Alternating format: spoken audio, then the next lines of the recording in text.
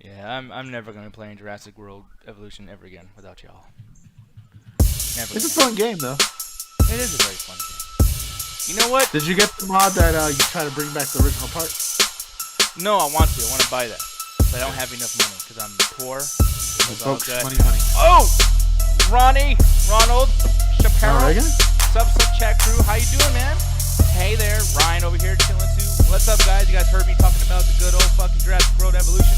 Last time I played that, I got my ass kicked, and I'm gonna have Ganja help me next time I play it, but not tonight though. Tonight we're talking about topics. Hey, now this not pre-show. It's actually for once the chat tag.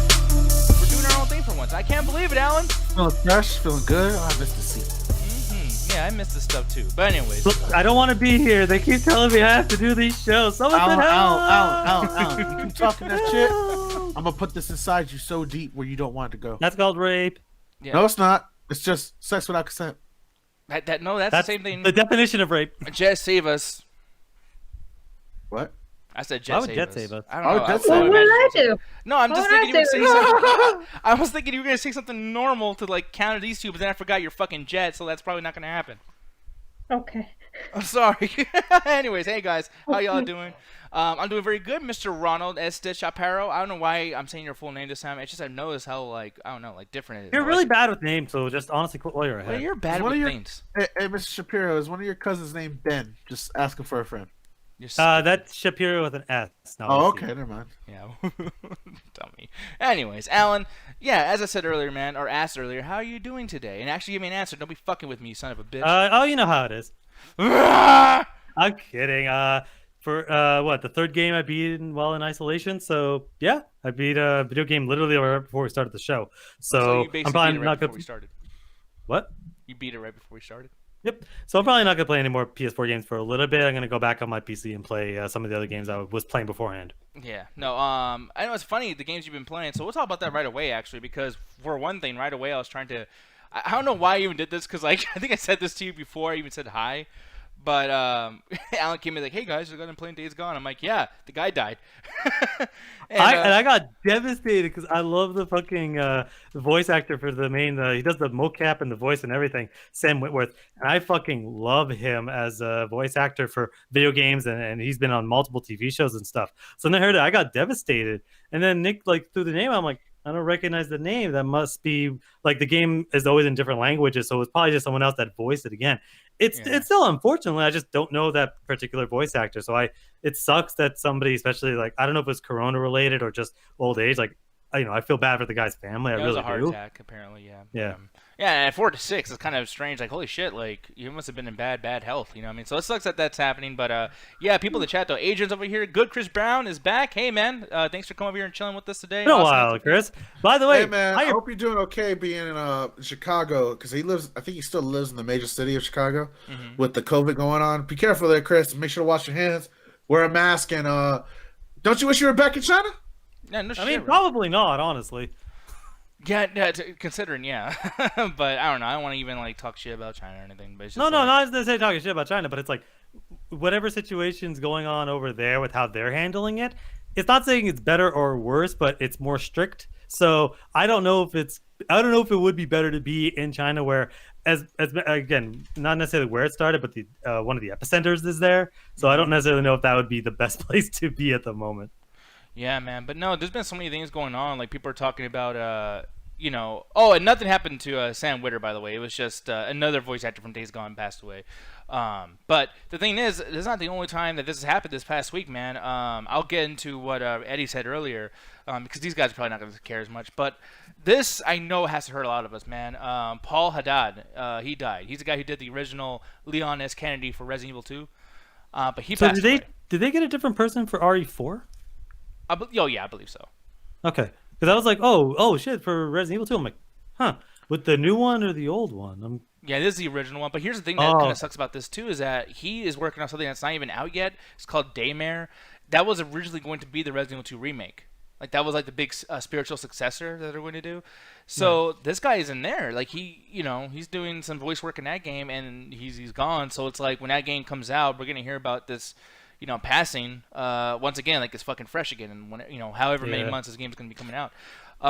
But that was upsetting to me. And then maybe Ganja might actually have something to say about this.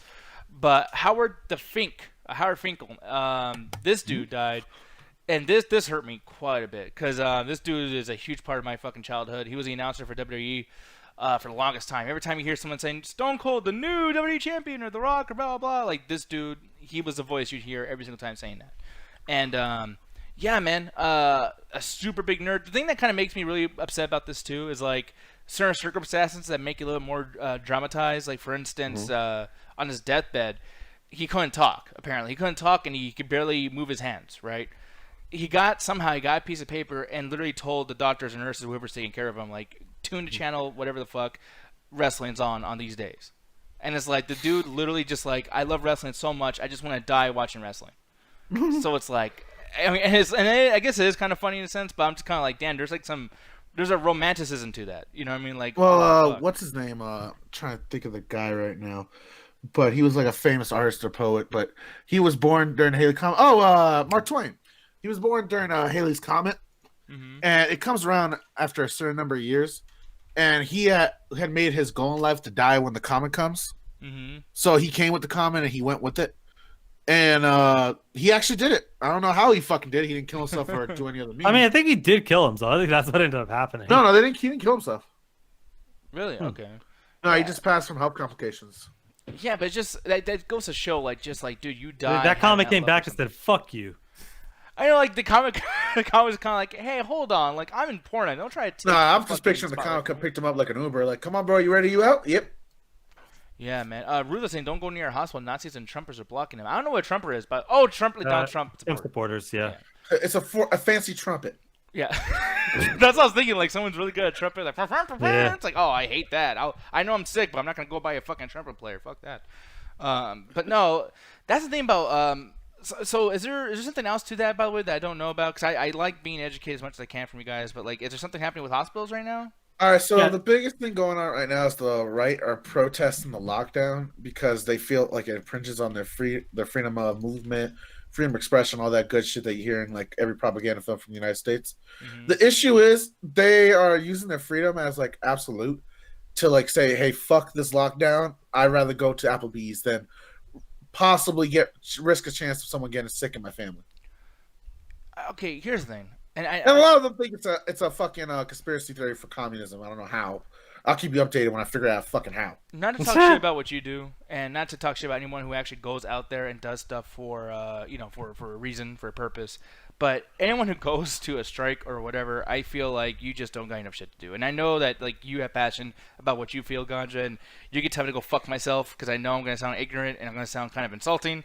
But it's like with all the things you guys can do, you just walk out there and just inconvenient. Like nothing's ever going. Like if I'm walking by and there's like a whole tribe of people just like, don't you do this? Clap, clap, clap, clap, clap. Don't you? I'm like, I'm gonna be like, fuck these people, and I don't even care about what they were talking about. But now I'm against whatever they are because they're now pissing me off. Like, you know. So what I mean?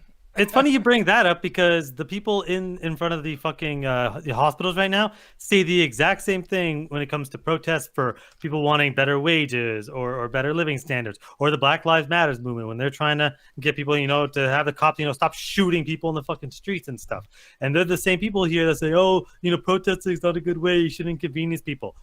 At the end of the day, when people are protesting, they are trying to piss people off enough to get attention. What these motherfuckers are doing right now is not protesting to help anybody else by, oh, maybe we should make it so that people aren't charging rent at exorbitant rates during this time. Or maybe we should make it so that, these hospitals are prepared. No. They're stopping healthcare workers from getting to the hospital, which, holy shit, what side of history do you think you're on? Where stopping a healthcare worker from doing their job somehow makes you look good.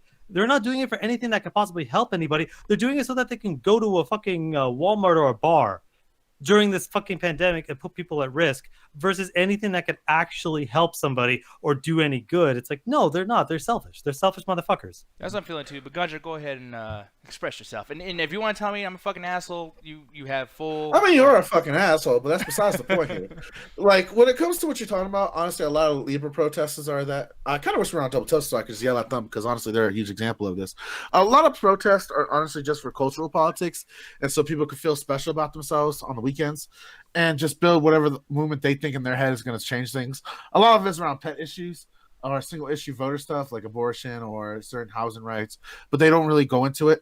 when a lot of these people that are protesting now, they are kind of the great example of that because they're not doing anything concrete to actually make that the lockdown stops. They're just hoping they make enough noise and have enough of their guns around that Trump notices them and tries to initiate some kind of national order. But the kind of stuff that I do is actually built in a foundation of actually trying to get things changed. For example, when I went on strike, we actually were able to get the minimum wage raised and push the company to actually get down to doing bargaining with us and to build a union. All that got put on a hold right now because of the coronavirus, because we were supposed to have a meeting this month to finalize everything. But, with the COVID, everything's changing.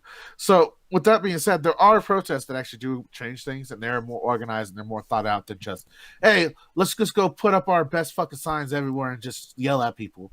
Because honestly, that's what the American idea of protest is. The best example to give you is when we were in New York and people were cheering for a park. Yeah. Meanwhile, they were all rich people. Like, yeah, it's right to cheer for the environment and to defend the greenery in the cities, like especially when they're losing them. But honestly, it's just so they can make their neighborhood nice, and it's politics that appeal to them and make them look culturally nice. Other than that, they don't actually care about they don't care about the person that actually lives on like the bottom income level where they have to deal with the industrial smog that hits their homes.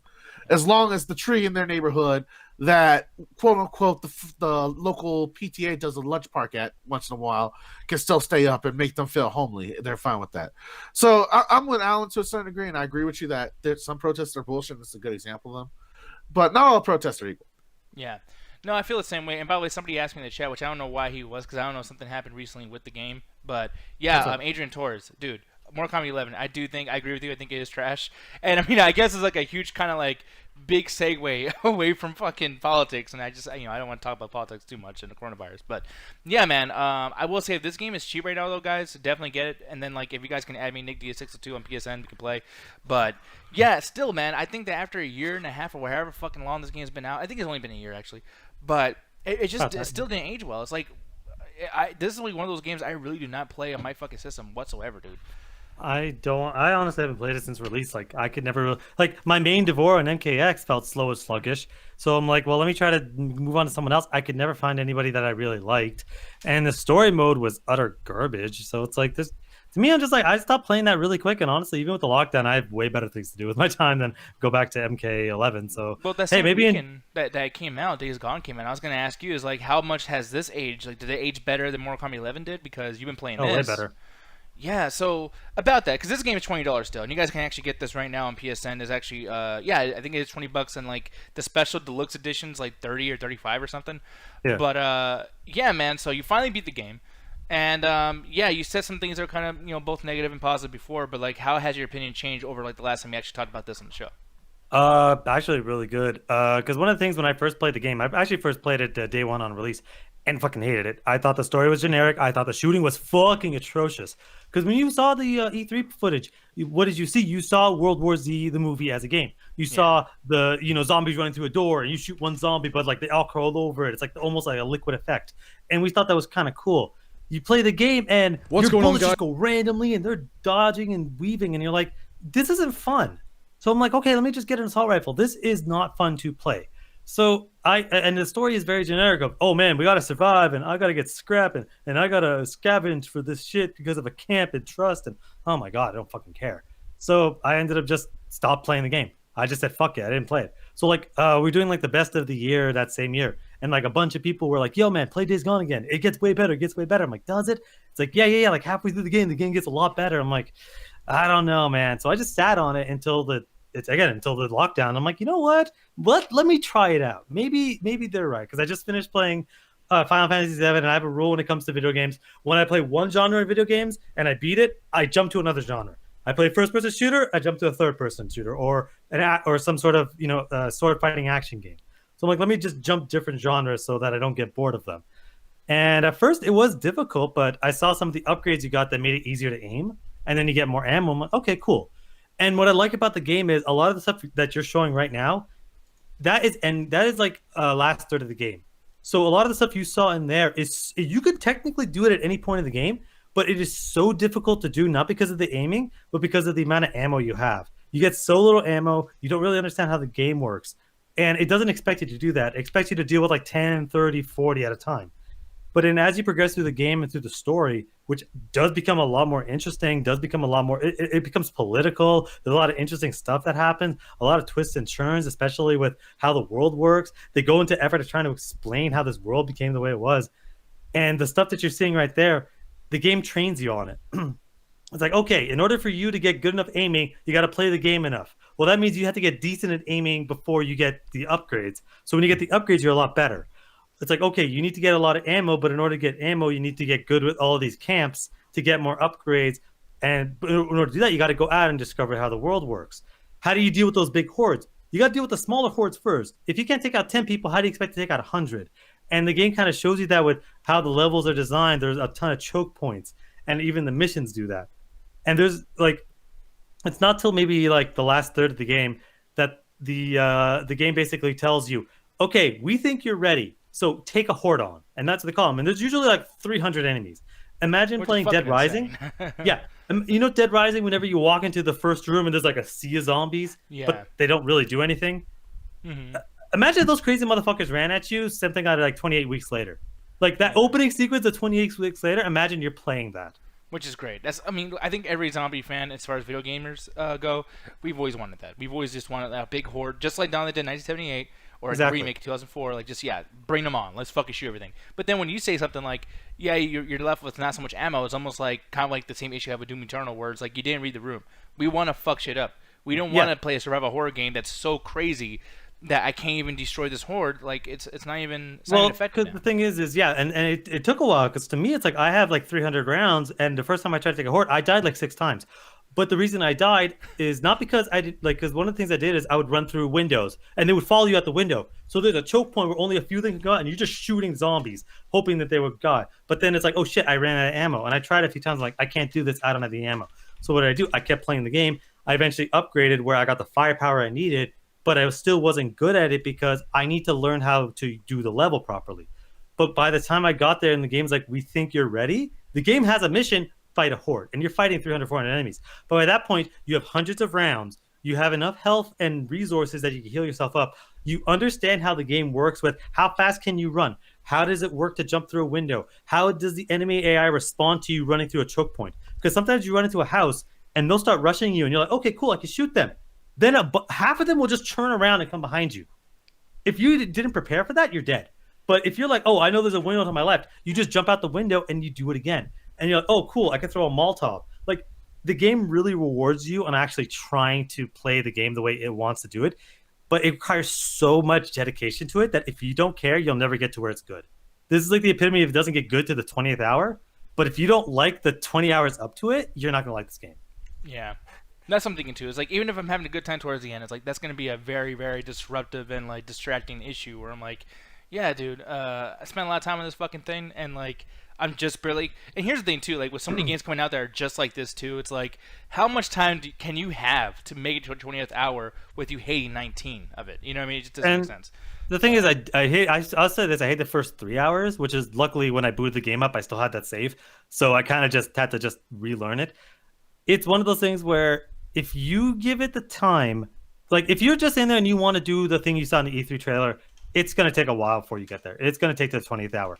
But not because you can't do it, because I fought hordes before, but in randomly in the open world, they're there. But you have to, you almost have to plan it out. It's like again, like in The Walking Dead, they don't just run up to every zombie and kill it. They scope out the area. They figure out the best places to attack it. So when you see a horde and you're in an open field, you're like, well, I can't fight them here. But I'm like, wait, I look at my map. There's a housing district there. If I can just shoot them and drag them there, I can just start running through the houses and I'll be fine. So it rewards you on doing that, because the missions, that doesn't happen till later. But you can technically do it at any point as long as you have the right amount of material.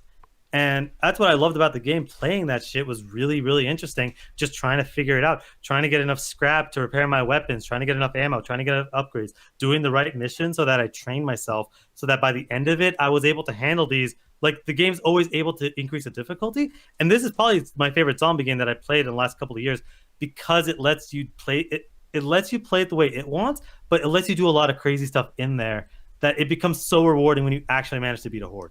Yeah, and that's the thing too. I remember like seeing you and Ganja play State of Decay 2. I was like, I want to play it, but like I can't imagine this being too crazy. This, it's like, okay, whether or not I'm allowed to be as crazy as I would like to be because the game's trying to make you play it the way they want you to play it, it's just kind of cool that at some point all this shit happens and you kind of get rushed. So it's like that's fucking awesome. But And the thing is I think this is better than State of Decay because State of Decay wants to be a multiplayer game, and if you don't play it with people, it does take a bit out of it because there's always a situation of it's being this weird free roam open world. And it's like, well, how often do your places get attacked? I mean, I guess every now and then. But like, what if I want to fight a lot of zombies? Well, it's kind of a melee game, so you can only fight so many before being overwhelmed. This is a shooter. So they had to send so many at you to make the game difficult. And it mixes in between shooting zombies and shooting people. And yeah, there's strategy that you don't get to see in a lot of zombie games. The zombies will split up and go around you, or if you're shooting your cone of fire, the zombies will flood around you to make sure they get you. Like they won't just run into the straight of the bullets. A bunch of them will, but others will straggle out. So you have to be careful for that. You have to be mindful of all of your resources, your health and your ammo and all that stuff. You have to be careful and make sure you're in a good place to make sure you don't get fucked over. Like it took me a long time to really get used to it, but it is so fucking satisfying when you do. Really quick before we get into your rating, good Chris Brown saying he did put up a second round of Disney villains on Children of the Toast, getting a more positive reaction than the video game poll. Here's the thing about them though, like you're gonna always get some kind of negativity in there because David Lee has put so much stuff. Huh? Scar, by the way. Scar. Scar versus Gaston, I think. Okay, yeah. Scar versus who was it? The villain from Beauty and the Beast. Okay, yeah, Gaston, yeah. Scar and wins. honestly, man, you know what, Chris, man, I respect you because you said best Disney villains, and you like the animated, and you specify just these are the Disney ones, and you're picking good ones, like classic ones. Nah, man, I want to know the real list. Like, you know, I want to see Tarzan go against fucking like Soul, even though it's not even out yet. Hey, who's the best villain of all time? Freddy Krueger versus Scar. Yeah, and I was actually going to use the exact same reference because I love my Freddy Krueger. No, I appreciate it. You're doing good work, man. Because like that fucking video game poll, man. You know what's going to be next, though, right? What? What's up? Probably the best fictional villain of all time. I'm gonna kill him. like people were like fictional character of all time. Oh fucking! I'll climb into the computer myself and kill that. The devil versus the one guy in Toy Story 2. Like whatever the fuck. No, do you remember what fucking happened? Okay, when he did the best movie of all time, at one point it ended up being Alien versus Toy Story 3, I think. Yeah, no, that's crazy. That's people were mad at him too. Everyone was giving him shit in there. But the difference is people like Children of Toast is mostly with movies. Like people like playing video games in Children of Toast, but they don't have as much passion as I clearly fucking do. Because I'm like every one of his posts going, "What the fuck is wrong with you?" It's not real, Alan. I don't give a shit. It's annoying. Oh my god, yeah. Oh fuck you, Mauricio! I showed you the Korn featuring Ice Cube. Is better. No, that song with Ice Cube and Korn is the worst fucking thing I've heard in 1997 or 98. Twisted Transistor? Or... No, that was also bad, but it was in 2005. But Korn tried to do a thing with Ice Cube, and Ice Cube's part's cool, but Korn had to be angsty, and it's like imagine gangster shit like yo fuck the police, blah blah blah, and then Korn's like it's like oh Jesus fucking Christ, it's the worst goddamn thing. But anyways, I love the chat because the chat is what the fuck. Now Captain Hook versus Michael Myers, Vegeta versus Gaston, Alan versus Birds. Alan versus Birds. Like they're making the joke there, but they've seen that shit. Like it's just nobody like really cares that much to argue besides me and like maybe two other people. But it's really annoying because again, I want to talk to people that like Uncharted, like what was it? Put GTA up against Saints Row. I want to talk to people because there are people out there that think the Saints Row series is better than GTA series. I want to hear why. Because I mean, I don't personally agree, but I think there are Saints Row games that are better than some GTA games. I think Saints Row 2 is better than most GTA games. I really wish somebody would go in there and just like Photoshop all these particular things that David Lee makes to just see the ridiculousness that shows up on screen visually. Oh, I screen capped a lot of them. Holy shit. Resident Evil versus Pokemon was the one that fucking, oh my god, that drove me up a goddamn wall. And there's nothing at all in any way, shape, or form you can compare those two franchises in any way, except for the fact that Capcom's a Japanese company. Yeah, the Japanese fucking made products. That's about it. Okay, you know what? Actually, I know that like we got topics and shit, and I don't want this to be too long, but here's the thing. I'm gonna have some fun with this. Let's actually talk about, and let's keep kayfabe intact, which means let's pretend these characters are gonna fight. Jafar versus Jigsaw, who wins? In a real fight. I mean, like from Aladdin? Yeah. I mean, are we keeping their powers? Because Yep. Jafar is like a magician and shit, and Jigsaw doesn't really fight people, so I mean, like he's not a combat villain. He just locks people up in traps. Okay, if you try to bring, dude, here's the thing: if we try to bring that to all of these, it's gonna take too goddamn long. You just gotta pick one. Jafar versus Jigsaw. Who's gonna win? Okay, Jafar. Jafar can like walk and shit. Pyramid Head versus Leatherface. That's a great one, Matthew. Pyramid Head. He has the fucking giant fucking like sword shit. Okay, Ganja. I'm gonna ask you this: Mauricio versus Ryan. Ryan. No, Alan versus Hannibal Lecter. Who wins? Oh, Hannibal Lecter. Yeah. I think Alan would beat the Alan would get crazy, himself dude. beat. Nick Diaz versus Jason versus Freddy versus Maradona versus Elvis. What the fuck is? Do you mean Madonna? Yeah, that's like Maradona's fucking great. Well, Jason can't be killed by any means known to man, so Jason. Yeah. Well, neither can Freddy. Well, no, actually, see, Freddy, if he's taking out of a dream, he's a little bitch. He's an old ass. Yeah, but he bitch. keeps coming back. They both keep coming back. Well, I mean, even so, like you take him out of the dream, like he still was able to kick Jason's ass for most of that fight. So yeah, Freddy's still like badass, but Jason can't be killed by any means known to man. Here's the thing. I remember we were watching that. I was trying to force Jet to get through all the Nightmare on Elm Street movies, and she literally was like, "I'll beat his old fucking ass." And normally I'm like, "Oh yeah, right." But I started thinking about it, and I'm like, I can't imagine a time where Freddy would go up in Jet's room like, "Come on, let's do this, bitch," and then Jet doesn't survive. Like Jet will fuck Freddy up. Well, she would, because it's a simple thing of if you're not afraid of Freddy, he doesn't have any power over you. And yeah, Jet is not afraid of shit. Imagine Jet doing that Nancy fucking dialogue though, of like, "It's just a dream, it isn't real." Just like Freddy's like, "Why are you talking like that? What the fuck?" Let me see. Nick versus Julian. I will beat that His motherfucker's motherfucking ass. Let me see. Alan versus roller coaster height requirement. That's rich coming from you, Max. Fuck you, man. Oh. Yeah, Damn, fucking... that's a tough one. Alan Fuck you actually, too, Jet. Alan did get to ride every roller coaster he wanted to, though. God damn right. He's Man, not don't that fucking laugh at him. Hey, That motherfucker's scream shorter like than a I am. bit. Like that motherfucker's shorter than I am. We're supposed to have solidarity. You can't have solidarity with castrators, Alan. He got me too, though. Nick versus not having a bad opinion. Fuck you. But I mean, I guess I do have some bad opinions. Wait.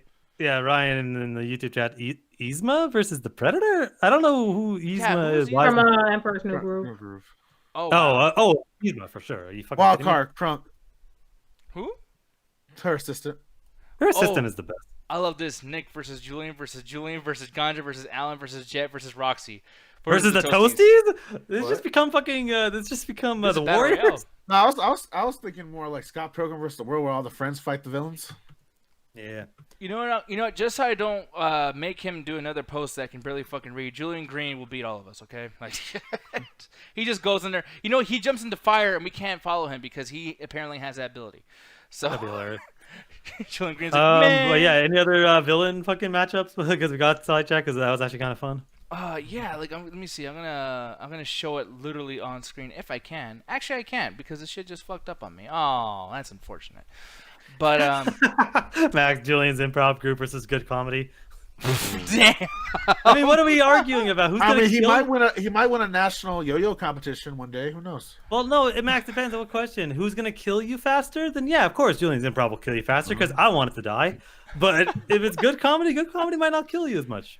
OG Loke versus Danny Masters, dude. OG Loke, by the way. I fucking hated OG He Loke. was a real gangster. No, he I wasn't. like He was him. the biggest bitch in the world. I liked him. He was all right. By the way, who the fuck is Dan Masters? Yeah, I don't know who Dan Masters is. Why that's a Masters. Put respect on your elders. Fucking, this is Money in the Bank. Cedric, dude, and then after hours tonight, we're going to be having a little wrestling discussion about what the fuck that corporate Money in the Bank thing is. I don't know what the fuck that is. But anyone who watches wrestling... Whoever gets the fucking briefcase don't get laid off. No, dude, like, apparently they're going to go up to the actual top of the fucking corporate building. Like, it's not just a ring. It's a building match. Wait, are they reenacting Die Hard? Yeah, It's a no, building- like, it's a literally, just building like that. match. It's just like Die Is Hard. John Cena gonna be in the fucking vents and just show up? Literally, like, if you watch WrestleMania last year, that would not sound crazy, what you just said. I mean, then again, this crazy shit you told me, nothing surprises me anymore. O.J. Simpson versus Bill Cosby would be like a knocked out chick on a pole No, match. that's too unfair because O.J. Simpson got hands, and Bill Cosby uses items. You gotta. Yeah, have I mean, some better What if he matchup. like popped a pill like right in OJ's mouth? Yeah, it's like, I mean, Yeah, that's what I'm Dungeons and saying. It's Dragons. unfair because the pill. But it still takes time though, and OJ says is a fucking football player. Like, Yeah, that's what I'm saying. Like, if Bill Cosby's not able to like shuck and jive until like he gets hit by a punch or some shit, he's gonna be knocked the fuck out. Yeah, exactly. But yeah, no, that's the thing. Like, if we're doing by like Dungeons and Dragons type rules, it's like, yeah, What? fucking. Oh, then I Bill rolled 20 for Cosby- charisma. That's what I'm saying. Like OJ, like Cosby, like OJ is just like berserker. He's just like, I'm gonna go in there, I'm gonna beat the fuck out of you. But like, Bill Cosby is like, oh, I got some shit up my sleeve, motherfucker. Like, what are you gonna do? I put got money on Bill Yeah, Cosby. but it's like, that would imply Cosby has like the accuracy to throw a pill into somebody's fucking mouth. Like that's a crazy fucking bullshit. Like I don't think he could pull off. Bush, Marcus, yeah, I can see him in both things. By the way, I don't know What which did you one you're talking call him? about. Bush. Because the Bushmaster original and then Bosch. So I don't know. Maybe Oh, he damn, had that's two also. with it too, you fuckers. I'm sorry. Yeah, like wait, what do you mean make me come here? What the fuck are you talking about? What did I do? I'm sorry. God damn it. Ooh, I got one. Jet versus Danielle. Yeah, I don't know. See, Danielle. that's the thing. I'm pretty sure Danielle would knock, like Roxy said, Danielle possibly would knock me out with one titty. I don't know. Maybe Jet will just start like distracting her with like. And, like, yeah, talking I about could just- Cosby. The second I get up, I get hit with the other titty. So I don't know about that one. No, You say that, throw but your- usually with like heavy hitters like OJ, like that's why I said with the Bill Cosby thing. If you're able to move around enough and tire them out, you're able to get direct hits. Yeah. By the way, Kaibosh, we don't usually do that anymore because if someone says something weird or whatever the fuck, we get in trouble. And Twitch is very, very like particular about shit. So yeah. Yeah, the crackdown on live streams kind of killed the dream with that one. Yeah. Yeah, I mean, we literally had Chicago John here showed his ass live on a stream once, and luckily that was on fucking YouTube. But if that happened now, it would have. That was early YouTube, yeah. Yeah. I can't risk 5 years down the drain because someone wants to not put on shorts. That's fucking crazy. But yeah, John McClane. And also, we don't need PETA jumping on our ass. Remember you threw the fucking cat on stream? That was hilarious, dude. But yeah, Did it twice. that fucking cat. By the way, that must have happened a lot because that cat didn't even react. He was just like, all right, weird. Oh yeah, no, he did it. Like it's fine. He likes it. Okay, well, I guess I fucking believe you. New Jack versus OJ Simpson. Oh man, New Jack. I don't know who New Jack is. He's a wrestler who basically killed somebody. It's pretty fucked up. Yeah, there's a show called Dark Side of the Ring. I strongly recommend all of you guys watch that. We're gonna be talking about wrestling today, but it certainly won't be some good shit. Damn, that shit got dark quick. Mm-hmm. Yeah, It always does. Okay, I've always wondered this: Terminator versus RoboCop. Legitimately, that's not even a bad question. That's a great Terminator, he can Terminator. move more. Well, okay, so you have the benefit of RoboCop being both almost bulletproof except for the face, but he has a mix of the like tacticalness of a robot, but he also has the emotion, so he's able to be unpredictable. The issue with fighting the Terminator, though, is the Terminator's ectoskeleton is so tough that I don't think that RoboCop has the munitions to be able to take him on. But like he could. I honestly, you're not going to go with RoboCop because you have the unpredictability, and he's essentially almost bulletproof. The target. Like, I'm going to go with Terminator. He's more mobile. He could run, he could jump, he could climb. I mean, which Terminator are we talking about, though? Are we talking about Arnold, or are we talking about... Even if we're talking about Arnold, like, he has more movement than Terminator No, does. he's just as stiff, man. Especially in the second one. Like, he's good with a shot, but, like, if we're talking about, like, the fucking Dark Fate Terminator, then no, of course not. Or the Liquid Terminator that can run. But, like, Arnold doesn't really run. Liquid Terminator will fuck a RoboCop because all he has to do is just stab him right through that middle of the fucking. But the thing is it's really only the head. He doesn't really have much of a body. He only has the brain and the head, so it doesn't matter if he stabs him. Like he has to basically cut his head off. But it's still, dude, like Robert Patrick just running up to him, especially too because RoboCop's kind of nice. Like you're just kind of like, excuse me, sir, you have the right to remain silent. Dead or alive, you're coming with me. He was like, oh shit, fuck you. Just stand right in the fucking head. Yeah, but then he would shoot. But yeah, he'd have to get close in. But as soon as he sees him running, it's like, stop right now, stop in the name of the law. And then he starts shooting. One thing that Kaibosh is saying too, and this is actually really important, in Terminator 2, they actually bring up the fact that the Terminator is pretty much powered by this little chip in the back of his head that's equivalent to like a PS4 fucking processing chip. And if you just smash it with a hammer, he's fucking dead. He just shuts off. Yeah, but you have to get it out, though. Like, that's what I'm saying. Like, you have to get through the organic flesh, and then you have to get through, like, somehow get to the back. Like, that's not an easy thing to do. So what RoboCop had to do is he'd have to essentially eliminate, like, he'd have to fight him straight up and just stop him with bullets, trying to get through his legs, maybe, taking them out, and then disable him. But until then, it's like, it's going to be a fight of attrition because you have to deal with the ectoskeleton, and that thing is bulletproof for the most part. Oh, I thought Arnold was a T-800, by the way. But yeah, I'm silly. Is it TA? Oh, I thought it was a TA. Yeah, I thought I was with you because yeah, 2-1000 is supposed to be. Oh, it's 1000. That means it's better. Yeah, I mean, I like how Arnold, like, when John Connor's asking, like, what does that fucking do? He's just like, he's kind of like nerding out, like, oh no, he's great, he can turn into anything, he's fucking awesome, you know. He Well, can because fucking, like, he remembers his old Terminator thing, and like that's like the coolest model ever of like, hey, this is what he can do. Yeah, man. Also, it was James Cameron making a comment on like consumer culture. Was it? He's also there's a lot of things he was doing with that movie. Like the reason he picked a cop was because people intrinsically trust cops. Like at least at the time. Well, if you're white, I guess. People well, they zoom intrinsically into like. the car and it's like protect and serve, and it's like I ain't Yeah. fucking protecting no one, motherfucker. Like, Well, no, you know. yeah, and then that's why he walks up to people and like most people are like, oh, they see a cop, they're like, oh, okay, they'll answer a cop's question versus a random person. You know why he had to explain that, right? Why? A lot of cop groups got mad at him. Yeah, because they made a cop a villain. Yeah. Yeah, but no, like that. I don't know, man. I love that fucking series so goddamn much. It's a good movie. But yeah, man. Well, we'll move on to everything. I know, because like I can guarantee you, because I love this shit. I will talk about this for another 2 fucking hours. Like I love this stuff. Cedric, I'll answer yours. Red shirts, because even though red shirts died, or at least they serve some purpose right away. Stormtroopers can't do shit. Like we saw the ending of the Mandalorian season 1. Stormtroopers are the most incompetent fucking like troopers on the planet. So I know that Double Toast touched on this earlier tonight, and look, I'm gonna just say, and I'm gonna sound shitty, but I'm gonna say that I'm better to talk about this because I love me some Seinfeld. I love fucking Seinfeld so much. One of my favorite shows ever. There's gonna be a Seinfeld Adventure Game that's coming out based on the TV show. Oh, Why? I'm so fucking hyped, dude. Oh, we're still playing this on the show. Oh hell yeah! This is literally what Dream Daddy could have been if it wasn't so fucking crazy. I'm Do you telling want you. to Why say do you gay? hate dateable dates? Dating games are awful. They're horrible. I hate dating games, especially that bird game. What was it like? Pay to Had a pro boyfriend. Yeah, so We awful. only played like the first 10 minutes. It was enough to know. Those games last for like probably like 13 hours. Yeah, it's still awful though. But here's the thing: you basically are dating in here. You get to be Jerry Seinfeld. You get to go around and figure out ways of breaking up with chicks. Like like she eats her peas weird. yeah, that's actually a What? straight storyline on the show. Yeah, there's a part in the trailer here, and I won't show it right now because I just don't have it queued up, and I'm just gonna talk about this for a second. But yeah, man, I mean, there's a part where in the game, Seinfeld Jerry, he literally breaks up with the girl because she has pointy elbows. It's like, dude, that's fucking awesome. Ryan saying I'm a mimbo. That's actually another character in the show too. There's so many things, man. Like When Elaine finds a man. I No, thought you were 'cause, gonna say himbo. yeah, himbo.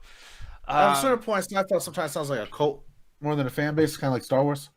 yeah, a little bit. A little bit, yeah. Because I mean, there's so many inside jokes that's just they kind of get so lost in things. Like Seinfeld has the same kind of fan base that I feel is kind of equivalent to South Park, where like you meet a South Park fan, it's like, dude, do you watch this? And I'm like, no. And then he's like, well, let me tell you this joke, and he tells me the whole fucking segment. And it's like I'm never gonna find it as funny as the Yes, actual but unlike South Park, Seinfeld's actually funny. Aw. I agree. Consistently. I agree. Fuck all y'all.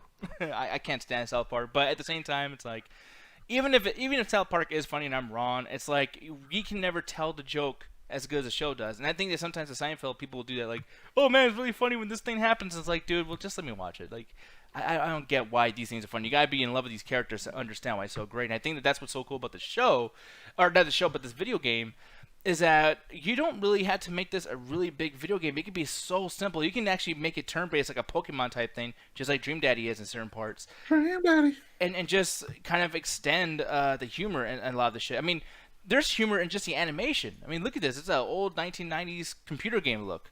And I actually miss this kind of look, by the way. This is actually something I grew There's up a lot with. of indie games that tend to have this look. Yeah. Yeah. Makes it I mean, easier you to guys- develop for. Like they can put a lot of effort into it and do a lot of more crazier stuff. Like I'm assuming there's gonna be some sort of like point and click adventure game, or it's like some sort of Telltale game where you're just making different random choices. Like it's gonna be like day 1, day 2, day 3 as you're going through random storylines. Mm-hmm. Yeah, that's what I'm thinking too. And that's the I thing. still think it's weird as fucking hell that they're making a video game based on a fucking sitcom that's been off the air for like 15 fucking years. I think that right now, though, all those like here's the thing. Peacock is actually coming out with the new streaming service thing. Where the fuck? Or I think they already have it, but they're just kind of like getting these new deals out. And they're bringing in Friends and Office. Like they're paying a shit ton of money because, especially in situations like this pandemic going on, people are going back to watch that old shit. You know what I Yeah, mean? they're watching Office and then watching garbage like Friends. Well, I mean, once again, I mean, Office stand is by garbage it. to me, but whatever. That's because it's you. But like Friends is, man, unless you're a middle-aged white woman, Friends is terrible. I You mean, just watch Living Single and have a better version of Friends. Or you can watch How I Met Facts. Your Mother Yeah. No, and have a way better version of Friends with a way worse ending. Yep. Yeah, no, I love Living Single. I love all the sitcoms. Like 90s sitcoms are fucking great, dude. Like I know, like it's like kind of like goofy and shit. People make fun of it. It's like, oh yeah, that laugh track, blah blah blah. But it's some of the most bingeable shit, especially when you got something like Seinfeld, where it respects the audience enough to let you know that these episodes are episodic to each other. There's certain things that happen in season 1 that are brought up in season 5. Like, you know what I mean? Like, I think And that that was kind of the style at the time where a lot of things had to be episodic, where it's like people just, because it was on television, so people didn't have the ability to binge. You had to basically make it so that a random click on a television, someone can get through the episode and get enough of what's going on without either having the start or the finish or not watching an episode prior. That's how you got fans in. That's why everything was so like, every episode could stand on its own, because I just randomly clicked, okay, I'm on channel 25. What the fuck is this? Hey, that was kind of funny. What's this show, Seinfeld? It comes out this time? I guess I'll start watching it. There, you got a fan. Yeah, no, exactly. But yeah, like, okay, so yeah, I know Ganja, you hate your Seinfeld, you know, you hate Jared, you hate the PG nature of all the stuff, but I mean, this concept. Seinfeld to a certain degree. It's more Office I hate. Yeah, because they're not they're not talking about getting fucked in the back room and coming on each other's faces and shitting in the coffee, because that's why he hates it. Yeah, they're talking about mundane things like who stole my stapler. Cause that shit could be funny as fuck. He put a stapler in a meatball. It was hilarious. Fuck you. Fuck you. Damn. Fuck Yeah, you know too, what? I'm bitch. sure next season when they shove it up his ass, you'll watch. Maybe. No, then that's actual comedy. No, Are it's you not. against- You're level. It's You're a fucking just comedy not. hipster. It's just not white people laughing the fact they got sucky ass office jobs. Yeah, it's not just a bunch of wretched ass bullshit. So that you can sit there, but Real that's life what I shit. did when I was, breaking the law and smashing up cars. I could laugh at that, because apparently that's a level of comedy that you're allowed to have. You can't have anything else. That is the most reasonable level of comedy, sir. That's not the most reasonable level of Everything else comedy. is That's you just just your lying high to your- ass. Everything just else want- is just you lying, saying your mundane life. No, had you to just be. want everything to be fucking stoner comedy, so you can laugh at it while you're high. Damn And you right. can't laugh at mundane shit. Okay, I'm gonna be honest. That- though. If one you're day shit's watching boring as Office- hell. If you're Well, it's watching not boring Office as hell. high- Maybe you actually ever had like an actual like normal fucking job, like in a fucking office or some shit. I did have a normal fucking job. Ain't nothing You funny worked coming at out a of fucking it. back of a weed store. That's not normal, motherfucker. I worked at an airport, bro. Even that shit was so mundane. That's not even as no. That's you went to some crazy Look bullshit. at him moving the man. goalposts. Look at him. Look at him. Move that. What are you goalpost. moving the goalpost? That's not a fucking thing. Look Like, at him we're at a moving the fucking airport. goalposts. It's not the I'm same thing. giving We're at a fucking examples for- office. I'm giving examples to his question. He's like, no, I don't count. No, I don't you're count. fucking bringing the goalpost closer to you because you too fucking lazy You to damn walk. right, because I'm saying you grab that shit after I approach it. What are you talking about? You're just making shit up and hoping you don't call me out on it. Mine. Like you're a fucking comedy hipster. No, I didn't bring a yo-yo out to stage yet. No, no, you actually understand good comedy. Oh, but no, I'm a like, dirty comedian, not a shitty comedian. but I'm. Oh, don't you do that, Max? He says, "Is it gay or masturbation?" Don't bring that up. I'm not. I don't. That's just masturbation. Anyone No, it said is that live not. is reactionary. I agree with Ganja on that one, and I very You're rarely so agree wrong. with So if I clone you, Nick, and that clone shoots you, is that suicide? Yes. No, it's not. Because it's me, murder. bro. It's suicide by clone. Not you. It's two different entities. But no, It's because suicide by clone. actually, It's not. I'm gonna do this really simply. Okay, I'm gonna show it up on screen right here. Okay, suicide, the act or an instance of taking one's own life. Yeah, So if one's it's- own life. You're not taking your own life. A separate am. But if entity a clone took your is life. you, essentially It's not you're you, you 'cause- yourself. No, you're taking the literal definition of self and you're applying it in a figurative sense. You're using figurative sense to describe literal sense. Those are two different things. The self that you're describing is what makes you you, and you're projecting that onto a clone that is still self. However, the literal definition of self is you as a singular unit. There's also another singular self unit. That self unit is taking out another self unit, which means that is murder. Yeah. Okay, one more question. Here's the thing. What? Chris Brown says, "Is a wet dream sexual assault by your mind?" Nah. What? Yeah, because here's the thing. No, Ganja, you can answer that. No, because I agree with Ganja. I Only gotta if say, you he got just, sexually assaulted in the wet dream, then yes, it is. no, because I actually feel like I just lost my argument with that question. That's a pretty good question. Like, you should thank Chris Brown for that, Alan, because he just I fucking shouldn't. won your fight for you. I'll thank Chris Brown because he's actually making a good post on Children of Toast. So Well, no, he's on your side. What the fuck are you doing? All I right. said I thanked him. Okay, cool. Well, anyways, yeah, but no, thank you, Chris, for one, just so we can end this fucking argument. But my big question here too is just like, yeah, man. I mean, I know it's gonna throw a lot of people off the idea of a Seinfeld Adventure Game. I'm not fucking stupid. It's kind of silly, right? But at the same time, like, do you guys feel like this could be done more with comedy show or like sitcoms or any kind of like non-action packed entertainment can be converted into a PC game? Is that something that you can see happening later on? I'm gonna ask you first, Mr. Ganja Guru. Yeah, I don't see why not. Every medium has a chance to express itself either comedically or have a different medium be expressed on it. I don't see why not. I mean, is it just going to turn into a regular dating sim and it's not going to be anything creative? Possibly, but at least they're attempting it. I mean, it's one of the things that kind of like bring this up in my brain is the Simpsons stuff. The Simpsons is a funny comedy show. It's just fun. And you play those games, and like we got wrestling Simpsons games, we got like free roaming sandbox badass games. Yeah, and they're all good. I mean, well, most of them are all good. Like 75% of all Simpsons games are fucking awesome. So it's like, I feel like that can happen. But how about you, Alan? What do you feel about this, man? Do you feel like that can happen more often with comedy shows and not action-packed shows being converted into something like this? I think it depends on what kind of show you're going for, because like there's always crazy storylines and just kind of crazy adventures they go through in Seinfeld. So you can take each one of those and make a level out of it. Every episode could be some version of a level. The thing about like other shows, like think about Friends, for instance. Friends has too many. It's too mundane for you to have like any sort of like craziness happen, because like you can't really do it that well with Friends, or even The Office, for instance. Like The Office doesn't have enough of that stuff. It has other people doing stuff and you're reacting to it. But with Seinfeld, it's actively the characters that are causing the problems and making stupid choices. Where in The Office or How I Met Your Mother or Friends, it's kind of the world that's kind of crazy and they're dealing with it. So you can't really do it in the same way. So Seinfeld, to me, I'm like, yeah, that actually, now that I think about it, makes more sense. And if you said Friends is doing this, I'm like, I don't know how the fuck you do that unless you had like a choose your own adventure or you had a fucking character creator or some shit. Yeah, because I'm looking at this too. Like, this is the Office game, and it's like this is not even done in the same way as this Seinfeld game. No, this looks so cheap, man. They just got the fucking cutouts of the people, and like you probably just have to go over there and just, what the fuck is this bullshit? Well, see, it's like some fucking like Flash game. Well, no, and it probably is, and it's probably a really cheap, silly game. But at the same time, I've seen games that are based on McDonald's. That's just like, how do you? Oh, those are fun. Yeah, they're fun as fuck, and they're cheap just like this, but they're really, really good and very, very intricate. Jess showed me, actually, the McDonald's game, and I was like, for one, I lost, so I couldn't get hooked because I was getting fucking mad because I suck at it, but like... I could still never beat that game. It was way too goddamn hard. Yeah, but it's like, Jet, what's something that you feel like would be a very weird, thing that could be converted into a video game that you think can work? Literally anything could be converted into a video game. Literally just sitting down and talking. I've seen tons of games like that. Hell, visual novels do that. Adventure games where you just run around just talking. Hell, Animal Crossing to a certain extent.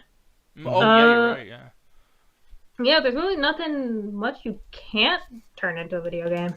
Yeah, like there was this one game, I forgot what it's called, like YouTube Life or YouTube, I forgot, like YouTube streamer or something like that. Yeah, something like that. I'm trying to find. Here it is. Yeah, YouTuber's Life. And I was like, dude, like I'm gonna play a game about a dude being on YouTube playing video games. Like, what the fuck is this? But I've been looking at it recently, and I'm like, dude, like. I mean, for people who really don't know what the fuck they're doing, I mean, I got lucky and my job is about YouTube, so it's a little bit different for me. But this can teach people some shit, and then, like, as you watch it, it's like, this is kind of like Sims.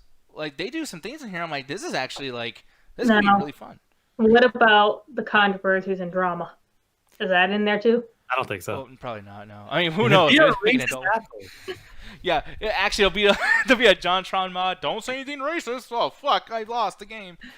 You lost 2 million subscribers for saying the N-word on Twitch. No, PewDiePie, hold X to not say the N-word. You gotta hold it when he's doing the stream, and if you let go, he just starts fucking slurring it up. Yeah, that's fucking great, dude. Yeah, so I don't know, man, but like some of these games that just like, yeah, you can obviously turn anything into a game like this, but like Seinfeld was the one that was like, okay, not that, and I got proven wrong. I'm hyped for whatever the fuck this is gonna be. It's gonna be cool as shit. There's enough quirky adventures you can do, like again, like Jet said, choose your own adventures or in different choices. Something like a Telltale style where it's like make a bunch of choices and you can have different endings, different outcomes. Like there is a lot to work there. I don't think every fucking sitcom can work, but like there's enough wacky adventures and wacky characters that do shit that I think Seinfeld would be interesting to go through the greatest moments or even remix them. Yeah, no, absolutely. So here's the thing, though, guys. I'll bring up one more thing, actually, that I want to talk about really quick and see what you guys' opinion is on this. I just found this right before I did the show, and I kept hearing rumors about it. And this is, at the end of the day, when it comes to video game news, especially from Rockstar, because they're so careful with what they release and everything, What's up? everything is not confirmed until it's literally coming out, especially with something like the pandemic going on. But GTA 6, apparently, some news came out that Rockstar basically wants to release its game in chapters, or not even if it take the idea of chapters away. They know that they can't get as much shit done right now, so what they want to do is to meet the requirements of release and have this come out right before the PS5 or maybe right after the PS5 even comes out. PS5 is supposed to come out this year. What? Wait, what happened? The PS5 is supposed to come out this year. Yeah, that's what I'm saying. Like, yeah, I was like, wait, hold on. Yeah, it's supposed to come out this year. But then again, it's like, who knows? Because everything's fucking crazy right now. But the thing is, like, they did want this to be, to come out, like, on this generation, not the next one. And things are fucking crazy right now. And people obviously can't work on it. So what they're going to do is basically give this to us in parts, almost like the Final Fantasy VII Remake situation. And the issue about this that I have is that, I mean, they know this. It's like people are going to be upset because it's going to be a lesser game. They even said the word that's being used a lot with these reports is moderately big. Like it's going to be what's the word for it? It's going to be sized moderately. That's the word they're using. And even moderately for Rockstar, it's still huge. You know what I mean? It's like they can do something that's at 50%, and it'll still be bigger than all of our video games. Fucking that's out right now. But my issue with this, too, is like, yeah, this comes out and people fucking hate this. Or people are just like, I'm not even going to try to play it. You're going to ruin sales for whatever the Chapter 2 is going to be or whatever is going to come out next. Clearly, this is a rumor, but what do you guys feel about the idea of maybe GTA 6 not being as big as they are capable of giving to us? I'll ask you first, Alan. Okay, so, yeah, no, I figured you're going to throw it to Gonjo or Jet. But the thing about it is, and I've been complaining about this, honestly, I've complained about this since GTA 4. Because San Andreas didn't have this problem, is Rockstar builds these giant levels, and a lot of time it feels empty. A lot of time it feels that outside of the missions, yeah, we'll throw a mini game or two, but honestly, man, I couldn't care less. I'm just driving fucking 20 minutes to get to the next area.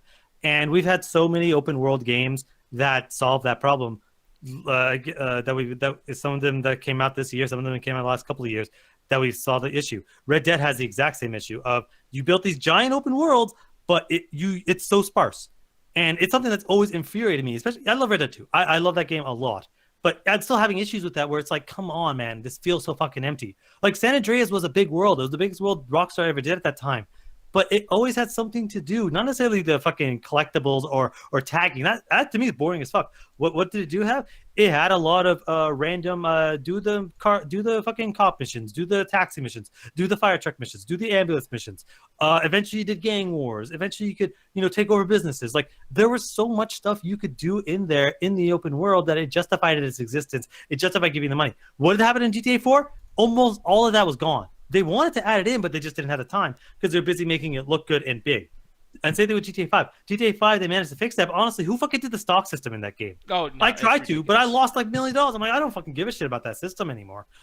So if you're telling me that they're going to find a way to make this like a moderate experience, but make it better, then fucking do it. Like, I love Red Dead, but that open world doesn't need to be as big as it was. I had that same complaint in fucking Red Dead 1, where I'm like, this game is too fucking big. Why don't they add in more shit? Well, it's a desert. It's supposed to be empty.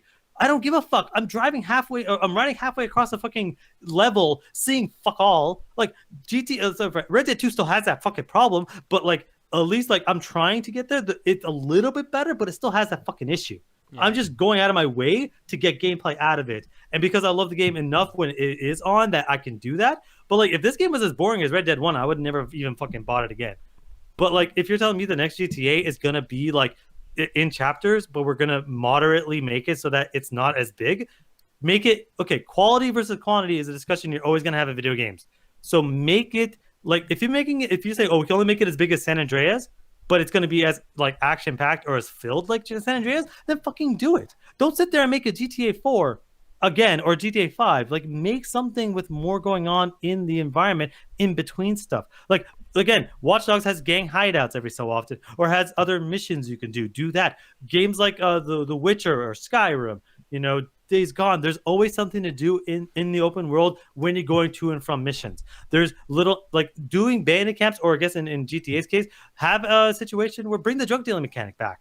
That would be cool as fuck. That's how you make money. Or have it where there's a gang hideouts. You can do gang wars, or you just do situations where you fight gang members. Do stuff where you can take over a business and actually have to like work within the business to make it work. Like do other stuff in the open world than instead of just making it big.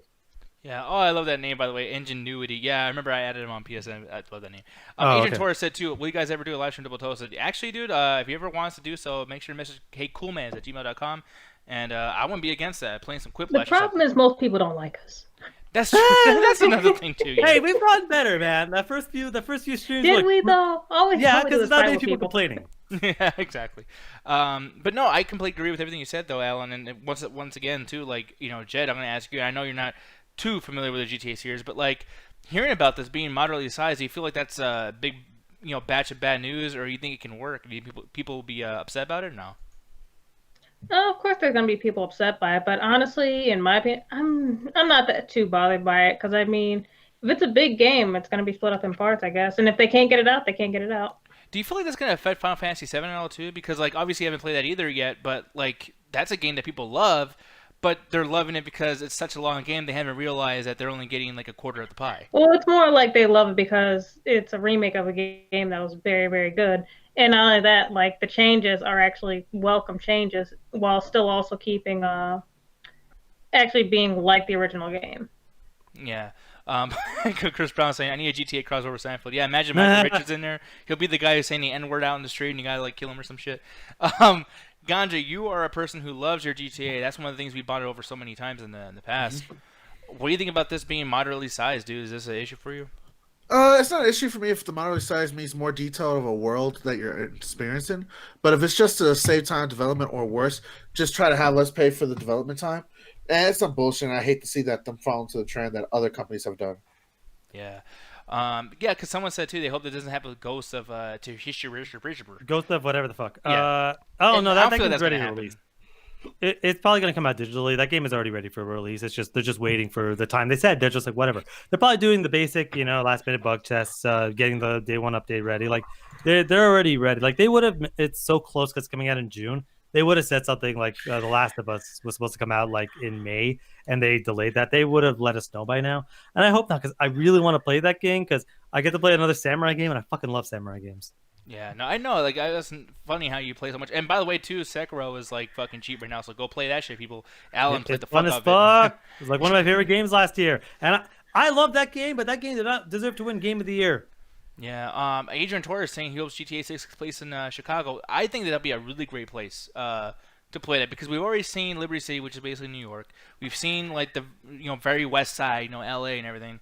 It's like, yeah, like let's go in the middle somewhere. You know what I mean? Let's see what. I've been saying this forever, and Aganta always disagrees with me because he just wants Vice City again.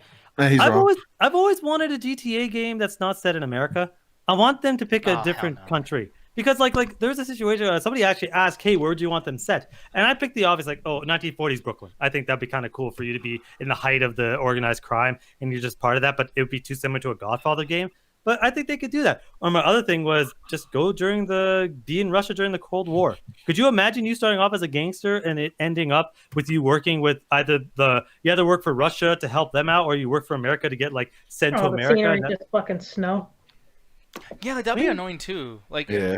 and plus, like, imagine how hard that would be on a game for it to constantly be snowing. And then, like, the voice Not acting. necessarily. They have levels like that in GTA 5 already. And here's the thing: this is a big, like, very fixable thing, and it's completely subjective to whoever. Because I didn't think it was much of a problem in Resident Evil 3, but like, with voice actors, people really get mad with like cartoony versions of accents. So imagine like the entire game, like, hey, everyone talking Russian, and like you can't escape it. It can't be just one character. It's like, oh, he's a little cartoony with the accent, whatever. It's like everyone will be doing that, Again, there have been games set in Russia before that people love. Like, look at the Metro fucking series. That game has everyone is Russian. So, but it's like the reason I want that is because we're always so obsessed with the Americanas and especially like 2 or 3 states where it's like. I'm not saying like even if you want have an American in fucking Russia during the fucking 60s, 70s or whatever the height of the Cold War was, and have it start off like you're doing typical gang shit that you would do in any GTA, but just like in GTA 5 where you help out the FBI at some point near the end game, have it where it's like you get this like the last third of the game is you pick a side. You either work with the Americans or you work with the Russians. And if you work with the Russians, maybe it's like, oh, you become like the head gangster in all of Russia or some shit. Or if you help the Americans, you get to go to America and you get sanctity and citizenship like that. You can like GTA 5 has a bunch of different endings. You can have 2 different endings for GTA 6 where you either go to America or you stay in Russia. and just do interesting stuff, because you've worked with the government before, so this isn't anything new. You can either go to historical accuracy or completely change it. GTA, you can do whatever the fuck you want. Yeah, that's true. And like, yeah, I mean, people were saying, Ruthless actually said too that they're not going to go back in time for any of this stuff. And it's like, yeah, I kind of agree with that. I don't think they're ever going to go back in time unless it's going to be something in the 90s where it's not too different than what we see now, except for you don't have to do a phone mechanic. You don't have to do a crazy car with all this ability fucking mechanic. It's like, that could be something cool, but I don't know, man. As soon as like phones got brought into like with GTA 4, it's like I think that really complicated shit, and then the online shit. It's like, yikes, But I don't know. We'll see what happens with this stuff, man. But I hope that the game comes out and it's fucking great. That might not be the case, but we'll fucking see. But here's the thing. So I don't want to throw you guys off too much, but I never ever talk about anime. And the thing is like I like going into things sometimes if I'm not too into it, because then it's like I give myself a shot to be very, very right about something I'm not used to, which is always the greatest thing for my ego. But also, it's scary because I could be very, very fucking wrong. And Jet, I don't know what the hell you like to do with me sometimes, but you put me through this fucking shit where you show me these animes that just make me want to tear my hair out because I just do not get the culture, I do not get the way it's fucking done, and I don't know how it even has a fan base, and it has huge fan bases. But before we even get into this, Monthly Girls Nozaki-Kun, why did you feel like we should watch this particular show? Honestly, you just been saying like, oh, we're gonna watch anime, like we gotta watch together. And I was like, okay, I finished this show. Do you want to watch it? He's just like, oh, I had a bad day. I don't want to watch anything to make comedy because most of the time it's not funny. And then I was just like, okay. And then you're just like, okay, I'll watch it. Jeez, God. But yeah, no, this thing, because Kaiba's like, wait, what show is it again? Yeah, I probably butchered the fuck out of the name. But Monthly Girls Nozaki-Kun. Yeah, Monthly Girls Nozaki-Kun, and yeah, it's a fucking Max. Like, I don't want to watch weeb stuff. I'm sorry, man, but we're gonna get weebaful as fuck up in here. JB, we just spent the last thing going from wrestling to video games to television shows. We gotta give the anime people something. That is true, man. But no, so here's the thing. To begin, I just want to say that this is the type of show that I really did not see myself giving a chance because the premise alone is just about everything that I'd be against watching an anime. It's a romance comedy, which, by the way, it's like when it comes to these things, it's so. Like, and I know how you say the word subjective, and I can understand why you don't like it. You're not romantic or funny. Thank you. Fuck you. But and here's the thing: when I'm trying to say these names, I'm probably gonna butcher the fuck out of this. But this is basically about this girl, this high school girl, way too goddamn cheery for my fucking taste. Her name is Chio Sakura, right? Or Sakura, right? Yeah. You got it right on your second try. Yes. Okay. But she's crushing way too hard on this fucking dude named Nakumi. Nozaki. Huh? It's right there in the title, Nozaki. Nozaki. But here's the thing, though. Like, my issue with the show right away is that it took me way too long to understand why she even had a crush on this fucking dude in the first place. Because, like, obviously his name's in the title. But they kind of show that Sakura is basically the main character, right? Because you first see her face. You don't really get to know this guy.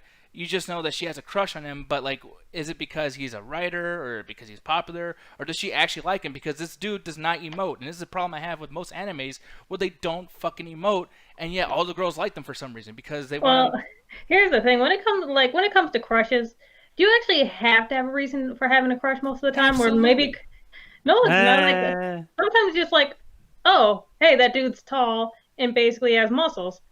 I find him cute and attractive. Like, sometimes that's really the only reason you need. They do go more into that later, but honestly, that's the main basis of it. Yeah, because the guy apparently writes mangas, and, however, he does explain... He's 6'3", so I'm pretty sure there's going to be someone crushing on him. He's 6'3" and attractive, and you're surprised why women like him. But it's like, it's kind of crazy, because here's another thing, too, is, like, they keep putting in there, they're like, okay, she's into him because he writes mangas, and that he's a very popular manga writer, but he has a different pen name, so when he's in school... because they're all in high school, by the way. When he's in school, of course they are. People, like he'll tell people, hey, by the way, I'm that guy. I'm the guy who wrote this particular manga that everyone's into. But the thing is, he uses a different surname for the particular manga, so no one believes him except for her.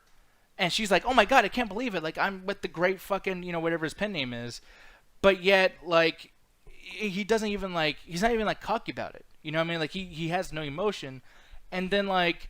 She didn't really, like, when we get into, like, episode 11, which is way later on the show, it's the second to last episode, you kind of get, like, a little bit of a flashback somewhat. and it took him like talking to her first and helping her with something that she even saw him in the first place. She never actually had a crush on him this whole time. It's just been about this whole manga thing. And I'm just kind of like, well, yeah, if no one knows, how the fuck do you know? We never even got like a storyline point of that. We never get to see that. You got that completely wrong. No, she didn't know anything about him writing manga and whatever. It turned out because he helped her like the year beforehand, she's been crushing on him since. Mostly because he helped her once and he had muscles and he was tall and average looking. He's not technically handsome, but he's average looking. Mm-hmm. And like once they basically start working together, she falls more for him. Okay, and I mean, and like I said, like that's why like certain things, especially 12 episodes of watching this shit, my brain's just going numb being into this fucking thing. I think that sometimes I'll lose a little bit of what's going on because everything's just so crazy, everything's so fantastical and fucking dramatized. Anytime she's talking to, or anytime he's talking to her, she's just like, oh my god, you fucking right, and like the English voice actors, because we watched it in dub, and the English voice actors are just screaming. Just fucking screaming, and like their faces are really huge, and there's fucking stars and hearts and all this crazy stuff, and it's like, would you like a glass of water? It's like, what the fuck? Well, look, not to put my hat into the dub versus sub, but I think you honestly probably should have watched it in Japanese because they're trying to emulate the Japanese eccentricness in English, and it doesn't work. Like when you're going that crazy, you have to kind of do with the original. So that probably took away from your experience a little bit. At the end of the day, though, like the show is apparently like a romantic comedy, like I said earlier. And although it got chuckers out of the fucking thing, it really did open my eyes to the one simple analysis that when it comes to this kind of shit, like slice of life animes and whatnot, it should not be one season, because my biggest thing about this, and we'll probably talk about this particular thing more after the review, but I really hate when I get bad endings to shit, because there's a simple process, a simple like dynamic here. She likes this guy. He, might like her. He's very stoic. He doesn't really respond to anything. So you can kind of build that up within 4 episodes and then start kind of moving the storyline where it's like, hey, all they really have to do now is kiss and or fuck, and that's our climax, and we'll accept that because it is a romance show. But like, we don't get that, and not to spoil anything. It's been like a fucking 6-year-long episode, or it came out in 2014. But it's just like, dude, like, you need to move shit along because there's not enough stuff going on with these other characters here that's entertained me. It's all fodder to stretch this out to be one fucking season. This should have been 3 episodes. So the problem with that is usually when it comes to romance anime, and a lot of anime out there, a lot of them won't get second seasons because they actually want you to go and read the manga instead of actually watching like the show more. Mm-hmm. So a lot of shows like this one was actually like an example where like, yeah, this should have gotten more seasons because like the way they ended it at a part in the manga in which nothing was really going on. It was more of just like, oh, the couples get together and go to a festival type thing. Mm-hmm. Yeah, which is basically pretty average for your regular rom-com shows. But just like they couldn't really do anything else. Why not leave it off on basically one of the romantic things you can do in an anime? The one thing that confused me too is like if you guys see my fucking cursor right here on this particular person with the blue hair. Mm-hmm. The one that confused the shit out of me is that this character is named Yu Kashima, and this person is the prince of the school, and is female. Really? So, yeah, and they play for laughs, but it seems like somewhat like they stereotype gayness in a sense. At least that's how I feel. I mean, you can tell me if I'm wrong, Jed, but I feel like they stereotype gayness. And I think it's confusing because everything's so hyperextended and so overly dramatic that I literally couldn't tell the gender of the character, and everyone is drawn so similarly. They all look fucking pretty. I mean, if that person's a female... It confused your pee-pee? Yeah? So the thing about this is that every single character is actually written very well. They're not stereotypes. Maybe you could say like the main girl Chio is sort of a stereotype, but even then, like she's played as like the straight man or whatever who's basically obsessed with the person he has a crush on because she failed confessing, which is why she's basically his assistant now because she referred to herself as his fan instead of like saying like, hey, I have a crush on you, go out with me. She was just like, oh, I'm your fan. And that's what starts the whole series and whatnot. Because this series is basically about making manga. Yeah, so like that was a cool concept. Basically creating characters, like what they do in the show. Nozaki has a thing for basically people watching. So he's basically watching all these people to incorporate them in his manga or whatever. And that's where like the actual hilarious stuff starts because you have the prince of the school who's actually like a girl in the drama club. And then you have one dude who's basically like her match or whatever, who's also in the drama club, who's actually an amazing actor. Who he actually reminded me of Alan because he's actually a good actor, but because he's so short, he actually can't be in the main role. Man, fuck you, And man. also, like, he can't be in any of the plays because, like, if you're that good of an actor and you're like up against like you're acting with like other people who are decent, like it doesn't look good. So he's basically thrown to You know what? basically. He's my hero, and I hope he gets everything he wants. He also, Fuck he that also, like, bullshit. he also beats the shit out of the one girl who's considered a prince or whatever because she likes skipping class and everything. Oh, Go never flirt with mind. the I'm other not gonna. I'm not gonna. That's support a woman basically eater. That's my I'm hero like, beating her I'm- ass. I'm not gonna support a woman eater. I want to say that straight up. I'm not supporting that shit. That's basically the main problem with the show is that he's actually known for like he has to basically go get her because she's known to basically cause problems with how much she flirts with all the other girls and whatnot, and he has to go and basically get her, and he's always just beating the shit out. Like it's bad, but it's also played I pretty ain't fun. supporting a woman beater, man. Come on, And then show the other character, like the one with the red hair, he's basically Miko, popular right? too, and he does nothing but he can't talk to girls, so he basically is a shut-in who plays romantic games, Well, see, like here's the 138 thing. girls. Well, like about that, because one thing I want to bring up with him too is that, like this character as a show, because the show is constantly reminding you that this guy, you know, he thinks he can get the girls. Like he has like this weird kind of like he thinks he's a shit a little bit, or at least that's the way I felt. So you related to him? A little bit. But the thing is, like, as they go about this particular character, I thought that there's going to be a dynamic where maybe because the main character, what's his name again? Nozaki-Kun. No, Yeah, my bad. I know I have it on screen too. I literally put it on screen so I could read his fucking name and it's still. I'm like, oh, But Nozaki-Kun, like, this dude's so stoic and everything, and the other girl, Sakura, is trying her hardest to fucking make him like her. I thought that Mikoto was going to win her over, and that was going to be the big dynamic. That's why we're taking so long to get to this climax. That never happens, by the way. Because I was like, oh, Mikoto, maybe he'll get comfortable with her, and she'll start seeing that he's kind of cool and shit, and maybe she'll start falling in love with him or something, and then that's going to make the stoic Nakama get fucking pissed off, and then he's going to start caring. Like, I thought that's where we're going, Nope. but they never do that. Mikoto is just like, he's in there for a little bit, and then he just kind of, like, disappears. It's like, okay, like, what happened? Like, I thought you were going to do something. I thought you were important. Well, that's the good thing about this show is that not like most of the characters get a match up with themselves, but him, he's literally so afraid of girls that he will not face it. He does not want to have a girlfriend whatsoever. He's fine with his 2D world and going to get 3D figures and shit, he's despite on the fact he's actually attractive and stuff. Because then he'll like every time he starts talking to a girl, he'll get embarrassed and basically like run off. That's why he's actually drawn as the girl in Nozaki's manga. Yeah, and it's funny too because like even in this particular artwork, like they have these two together. So like even when you look at this, because we're watching this obviously online on Cast and all this stuff.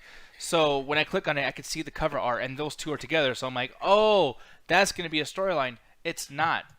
They're not really paired. Yeah, if you're looking for like NTR or anything like that, this is not the show to watch. If you want fan service or like basically someone else cheating or something like that, you're not gonna get this with that. Yeah, ain't give me no anime Jerry Springer shit. Which I mean, I'm not saying that I like that either, but in this situation it probably would have fit.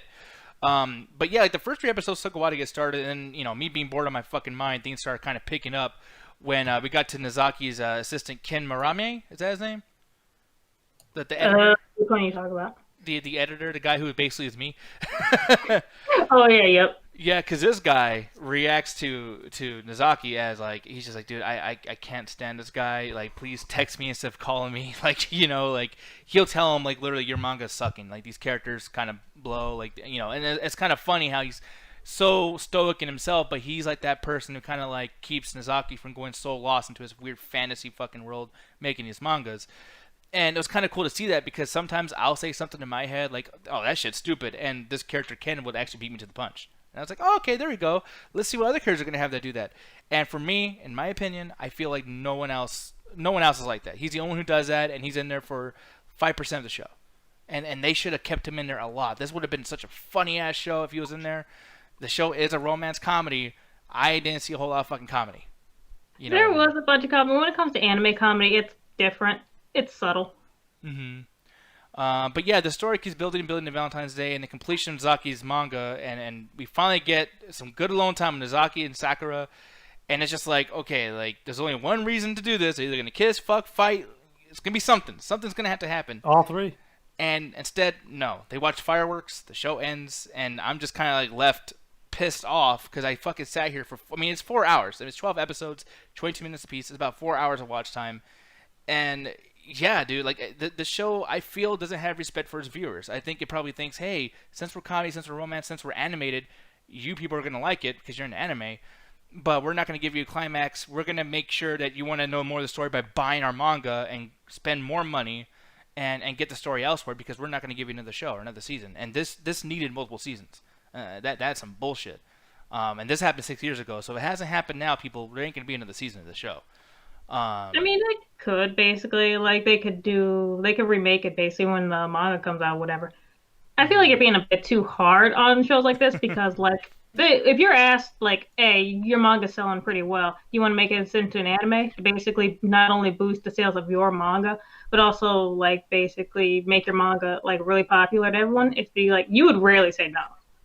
And I'm wondering, like, is this a thing where, like is this making me a little bit perverted where I kind of, like, I wanted them to fuck?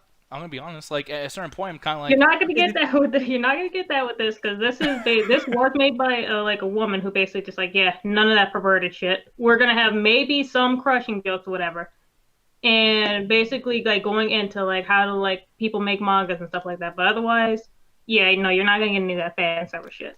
Max, thank you for saying it the way. And by the way, I mean I can admit when I'm wrong and I can see Jet's point, but like I prefer what Max said. They should do it like Full Metal Alchemist 2003 and Full Metal Alchemist Brotherhood, where it's That like was a weird they wouldn't do something like that for a show like this. Like it's very like stuff like that's very rare. The most recent anime that basically has been remade that was like done in like the 2000s was Fruit Basket.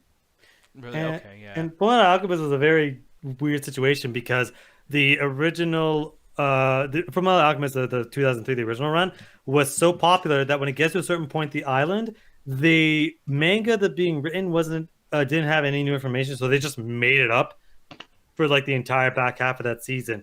And then years later, they finished the anime and with a different ending, and everything was completely different. So then they just remade that again, with the implication that you watched the 2003. So that's a very different situation. Where this show, they're just not doing anything else, and there's already a manga that exists. Fullmetal Alchemist, there's literally the anime made shit up.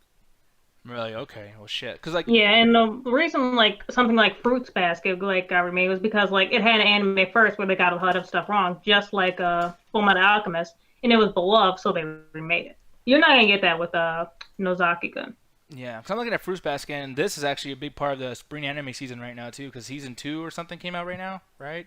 Mm-hmm. Yeah, so I mean, we might get into that. Marcus in the chat saying you should talk about Code Geass. I don't know if I said that right or wrong. Code Geass. Geass, okay.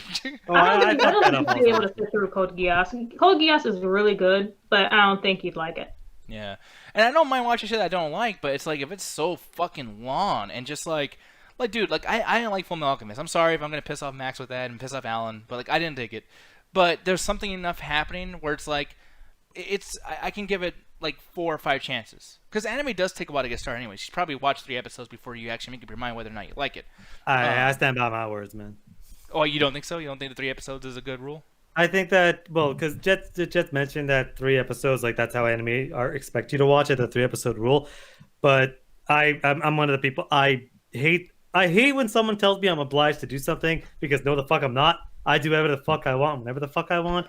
And if I'm watching one episode of something, and I'm like, this is amazing, I'll watch episode 2. If I am clawing my eyes out, I'm not gonna fucking watch another episode. Like Steins Gate, I loved it the first second I watched it. Like 10 seconds in, I'm like, Ganja hated it, but I'm like, I'm really liking this. Like the characters are quirky and everything. It's one of my favorite animes.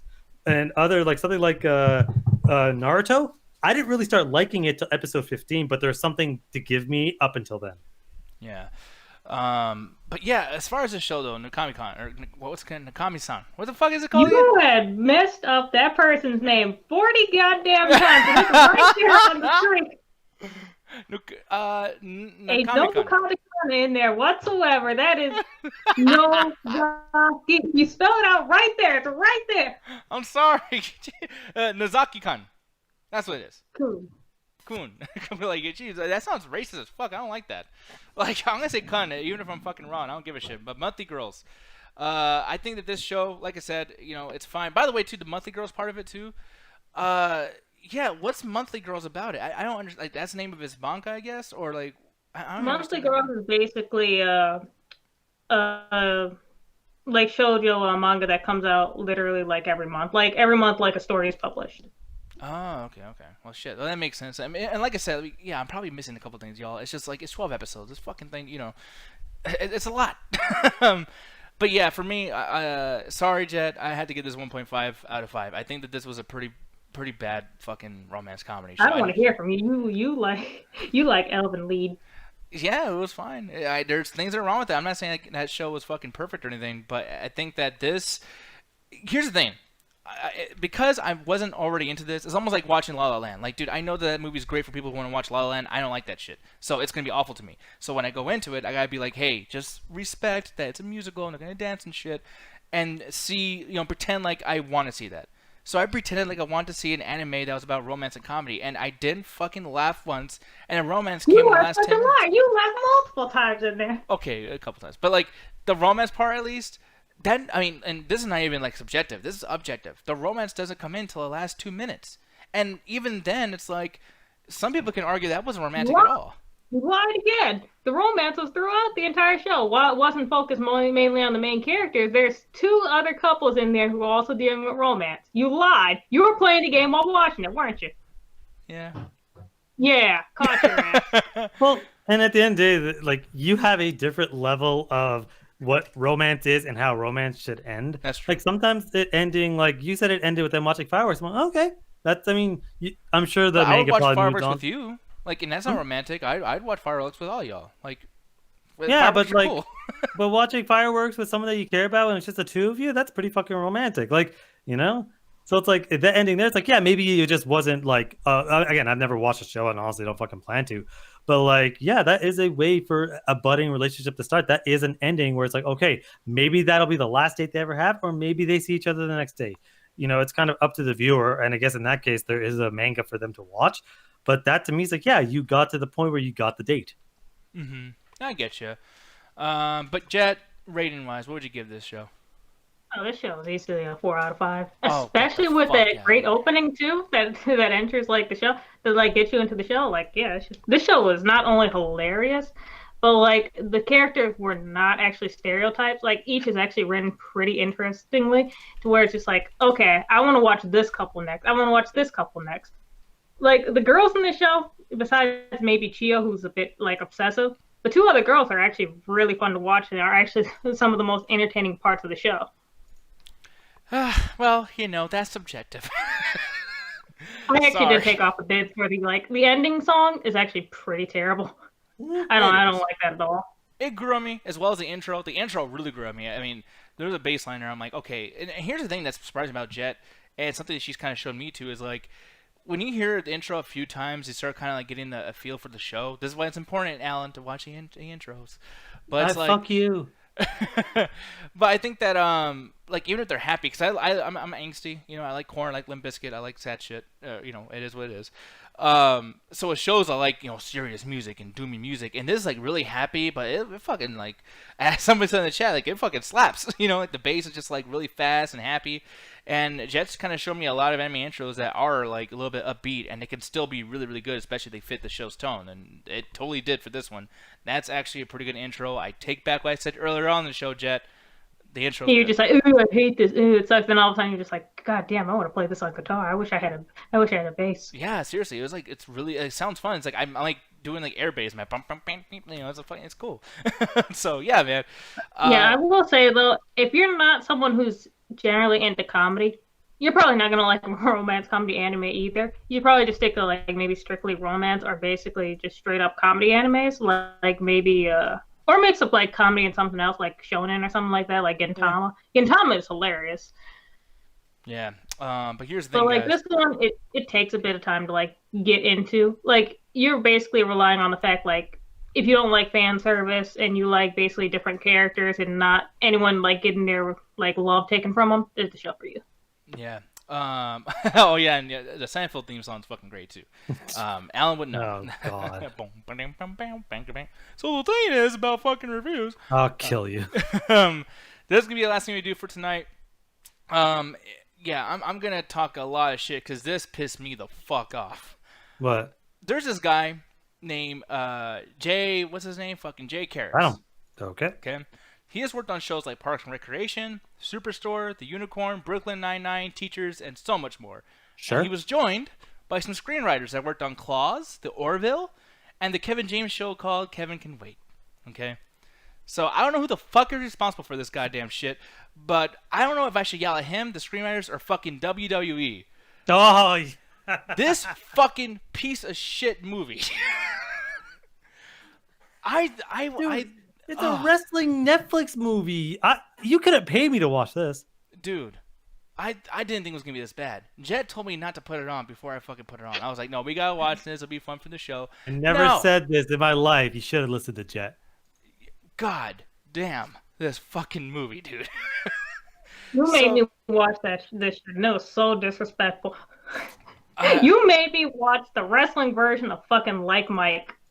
What? Very much. Yo, I was gonna make the joke because I saw I was looking at the screen. I'm like, nah, that's not gonna be some like Mike shit. And apparently it fucking is. Oh my god, dude. And the worst part about this too, because I can go on and on about the movie, but out of respect for you guys, like, I mean, here's the thing, like, for someone who is, you know, loved and respected in entertainment as Tanisha Arnold, who played Pam in the show Martin, and was a mom in Everybody Hates Chris. I forgot her name in Everybody Hates Chris. Oh yeah, she looks familiar. This girl is out here whoring herself out while mimicking wrestling moves, wearing John Cena merch, overreacting to wrestling characters in matches like, oh god, that was a fucking attitude adjustment. Oh my god, it's Stone Cold Steve Austin. Like, just every fucking sentence is like some weird, like, you know, like, okay, there's a show called High Score Girl. It's an anime about video games, and every single fucking sentence is about like, oh, I'm gonna play PlayStation 1, I'm gonna play Street Fighter 2.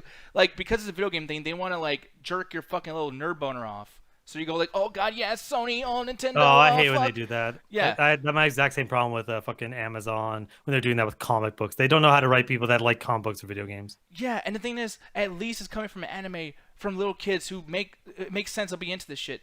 She plays by the way, like the hottest grandma ever, because she doesn't look like a grandma at all. You know what I mean? It's one of those things that black don't crack. Yep, exactly. Black don't crack. But she's playing a grandma, and I've seen her. She's like, dude, and not to like say that like, oh, like if you're an adult, you're not gonna like wrestling because wrestling's so stupid. But I'm telling you, like, she's above this material, dude. Like, really, really above this material, where she's just naming these fucking moves and just naming wrestlers that aren't even on screen. Oh yeah, that's Stone Cold Steve Austin. Oh, I'm gonna do, and then the kid is doing like quotes from wrestlers like, hey, like, I'm gonna lay the smackdown. Huh? I'm gonna lay the smackdown, jabroni. No, you can't just say wrestling fucking stuff. And then, like her being obsessed with Kofi. Yeah, being upset with Kofi Kingston. And then, dude, I swear to God, there was a part, and I didn't want to like rewind it because I was like, so like, oh God, and I was playing Call of Duty. I'm just trying to like entertain myself while I'm watching this. But there's a part where she brings up Xavier Woods, and they're clearly showing Kofi Kingston. And it's like, dude, like, they don't even look the fucking same. Like, Xavier Woods has like an afro kind of thing. Kofi Kingston has blonde hair with some dreads. They don't look the fucking same. They're in the same group, but come on. And she makes a reference like, oh yeah, and then that Xavier Woods, he's so sexy. And it's like, he's not even, where the fuck is he at, lady? Well, actually, like during that scene, they were watching a match with like all of them. Well, no, it was only the two, the Big E and Kofi. Which, by the way, that's a recent match because I remember. I mean, he could have been around the ring like blowing his trumpet or some shit. Maybe, but the thing that's frustrating about this, it's like I know now right away because that's in the beginning. I know right away that this show does not have any respect for fucking wrestling.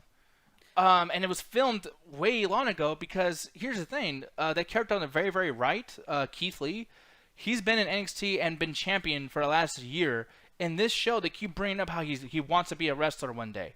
All these characters like Kofi, The Miz, right there in the middle, and Sheamus, they go by their wrestling names and they talk about real life shit that happened in wrestling. So it's just kind of like, dude, like they're not playing characters; they're playing themselves. But you don't even know their fucking history, so it doesn't even match up to what's really real. Like, I'm tired of The Miz pointing at me. Yeah, like, you're gonna watch this piece of shit. You are the fool for watching. No, I don't think I will. Oh my god, dude. And like, so here's the thing too about this, because take away all the wrestling shit, because I'm just wrestling nerd getting mad about it now by being disrespected by this shit. But at the end of the fucking day, Imagine, okay, so you guys all remember the first Sam Raimi Spider-Man with Macho Man and Peter Parker fighting in that little cage, right? Yeah, that was a decent fight. Yeah, pretty cool scene for 6 minutes. Not a big deal. Sure. Imagine that for 2 hours. Imagine what? Just that whole fake, silly-ass wrestling shit where it's just like Peter Parker, who is able to dropkick people, spin his webs, do all this fucking crazy shit, which, listen, like, the movie's about Spider-Man. I'm not going to call it too much bullshit, but it's like, why didn't no one say, hey, how the fuck is shooting with spider webs? You know what I mean? Like, it's. I don't think he doesn't actually fight. He actually doesn't do any of his web shit till like later in the movie. Like that fight is just him kind of like hanging on the fucking bars, and which is so crazy. It's amazing that he can do that. Yeah, I get your. I understand where you're coming from, Alan, but it's still kind of crazy. When I first saw it, I was like, wow. My dad was like, what the fuck is this dumb shit? How is someone calling that? You know, so I just remember, like, yeah. Suddenly, a lot of you makes more and more sense every time we tell a story. But imagine that so bad where this kid finds a luchador mask. Because in the beginning of the movie, this kid's running away. Wait, is this Spider-Man? That seems like exactly what's happening. It's basically a mix of fucking Spider-Man and like Mike. Yeah, because this kid is being bullied by the worst bullies ever. These bullies are just as bad as it. I can't fucking stand that in movies where it's just like they pick the smallest fucking unthreatening kid to be the bully. It's just like, motherfucker, first of all, you're like he's just a little bit taller than you with like strength, like spaghetti noodle arms. Like, if you don't hit him in his bird chest. Yeah, like it's fucking stupid. Because like, for one, this kid, he's such a fucking like. There's not even a purpose, and I know we don't need purposes sometimes to some of these bullies, but like, there's this gradual like, what are you looking at? Oh, fuck you, punk. He just skips all that, like, fuck you, let me take your bag. Oh, look at this bullshit drawing. Yes, it's cartoony, man, but shit, man, I grew up with that shit. It was just like you got picked on by the kid that literally just looked like he would basically be the one getting bullied. Yeah. Because he's scrawny as fuck, like this dude. It's well, again, like I'm not gonna sit there. Like, again, the shit like that does happen, but yeah, movies are always so fucking cartoony. That's the equivalent of basically getting bullied by Urkel. Yeah, pretty much. And this kid and his friends chase our main character. I forgot his name. It doesn't fucking matter. They chase him into this house, kind of like Kazam. Remember that Shaquille O'Neal movie where he like comes out of this fucking like jukebox? Oh yeah, I fucking forgot that existed. He's like, I am Kazam. Who's the man? Whatever the fuck. This same thing happens, but instead of finding a genie, he finds this stinky ass mask. And trust me, they keep telling you that stinky at least 30 times in this fucking movie.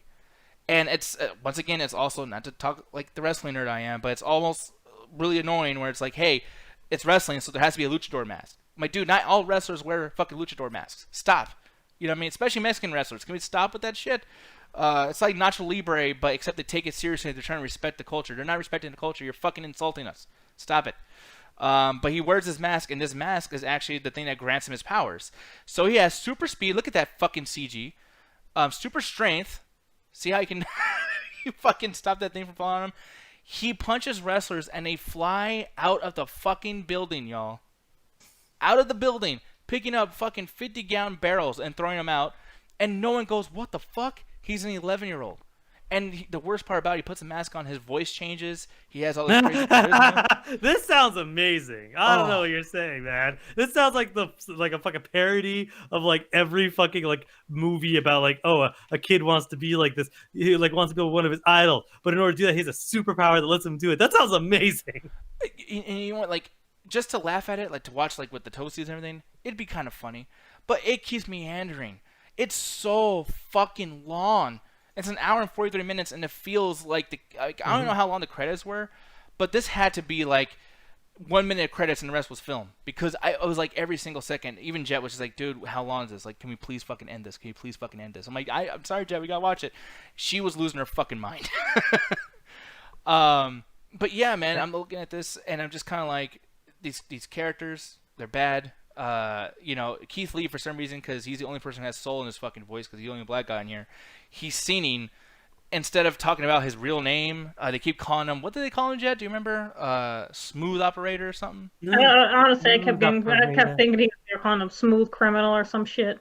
Yeah, and everything he says is like, thank you for the match. Like, everything. He talks like that.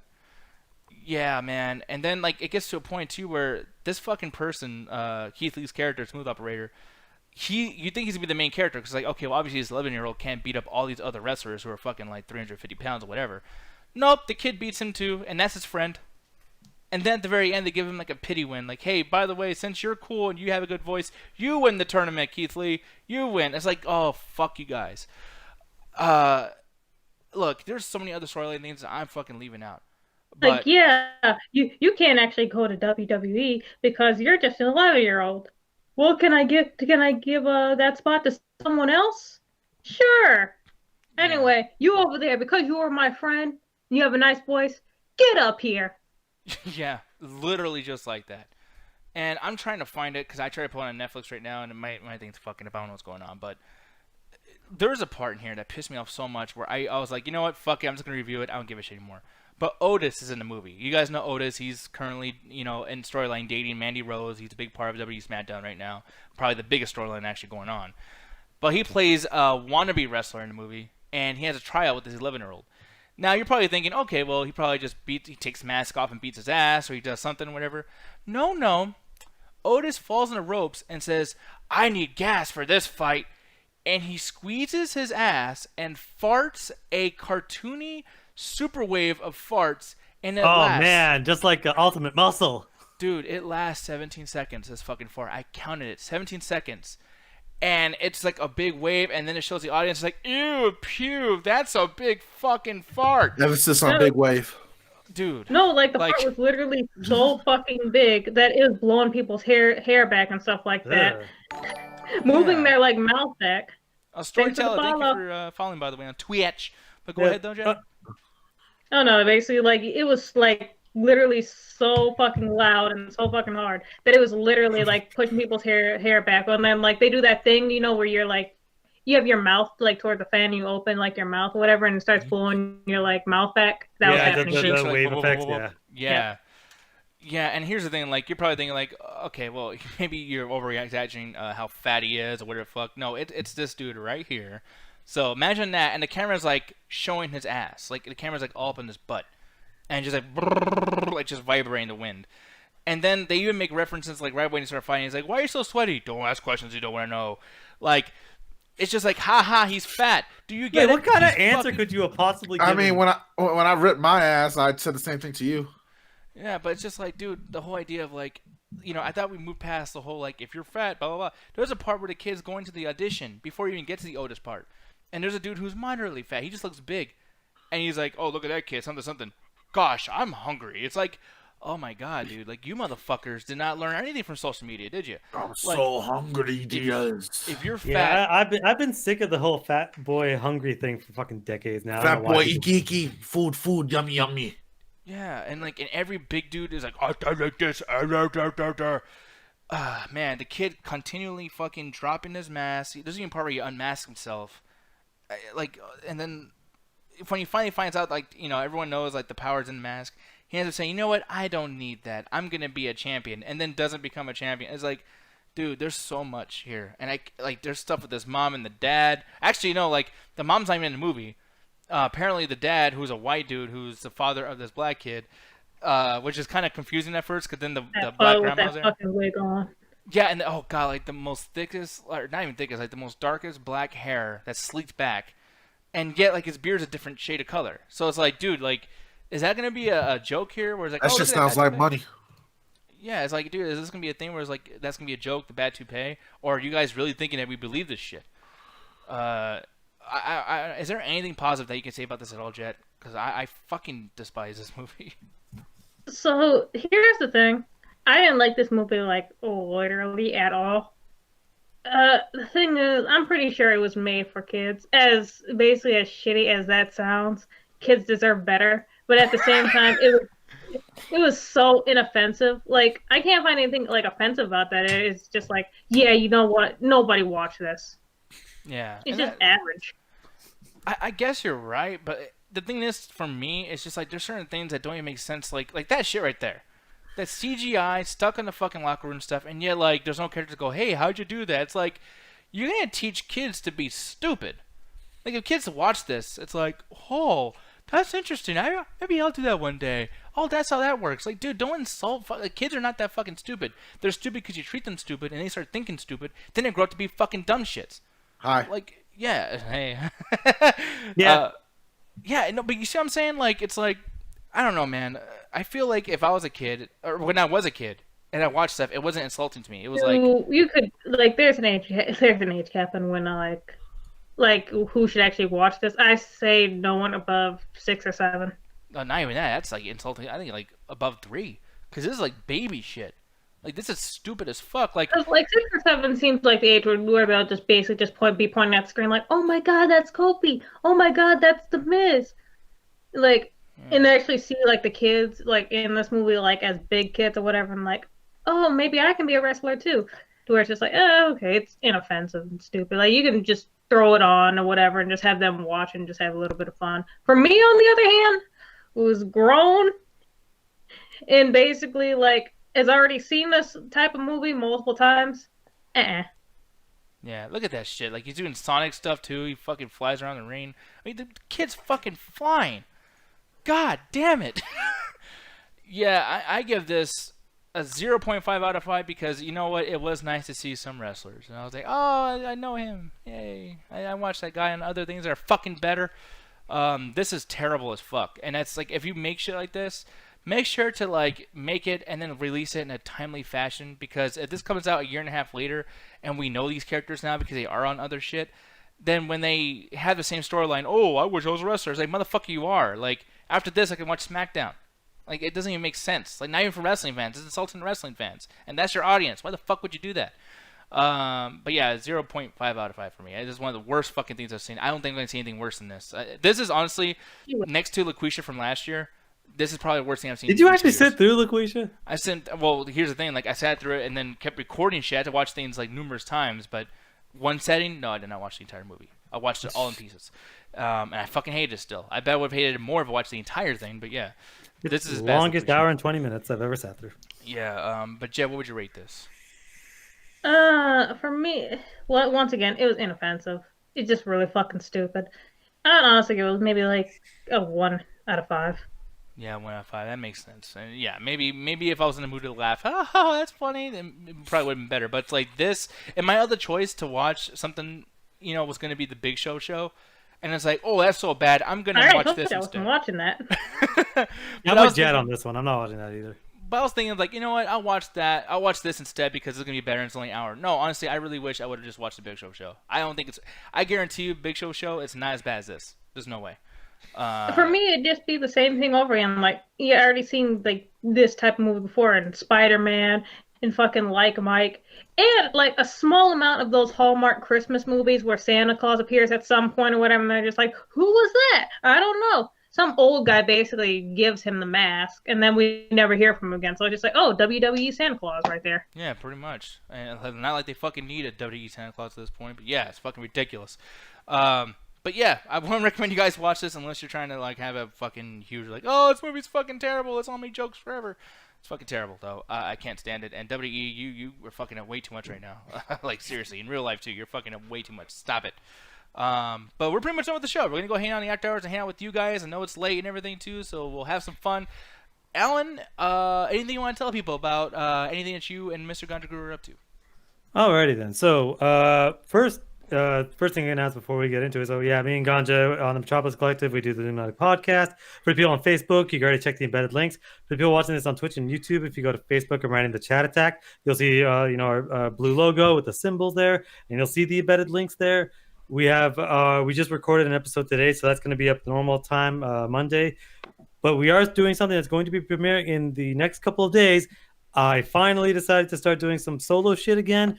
It's you'll know what it's going to be as soon as it premieres. So we're still keeping that on the wraps. So it's going to be the next couple of days.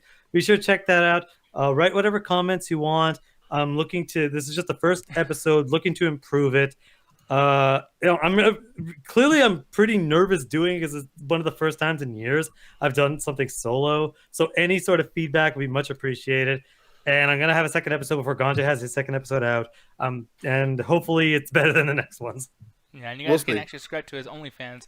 But Ganja Guru, how about you, sir? I don't have an OnlyFans, but you can check me out on Twitter at the Red Ganja Guru. Besides everything else that Mr. Alan Checkzine bitch made, subscribe to you. So, with that said, Kirk, Alan After Dark, uncut and hard. Ugh. Anyway, he ain't hard. He's about like lukewarm. Anyways, Fuck y'all. People, thank y'all so much for hanging out with us. Really appreciate it. share our content when you guys can. It helps us out quite a bit because we're changing lots of things that are going to be happening with our show and our podcast. So definitely do that. Thank y'all for showing with us as long as you have. Speaking of which, Alan, you're fired. Oh, that's a I had a good run. I would hope that you'd be more heartbroken about that. Jesus Christ. Hey, I got my free time back. I love this. Don't get rid of me. Yeah, you can't fire me. I quit. Oh, chat the chat. Discord. Go over there. Chat tag. Hang out with us. We're going to watch YouTube.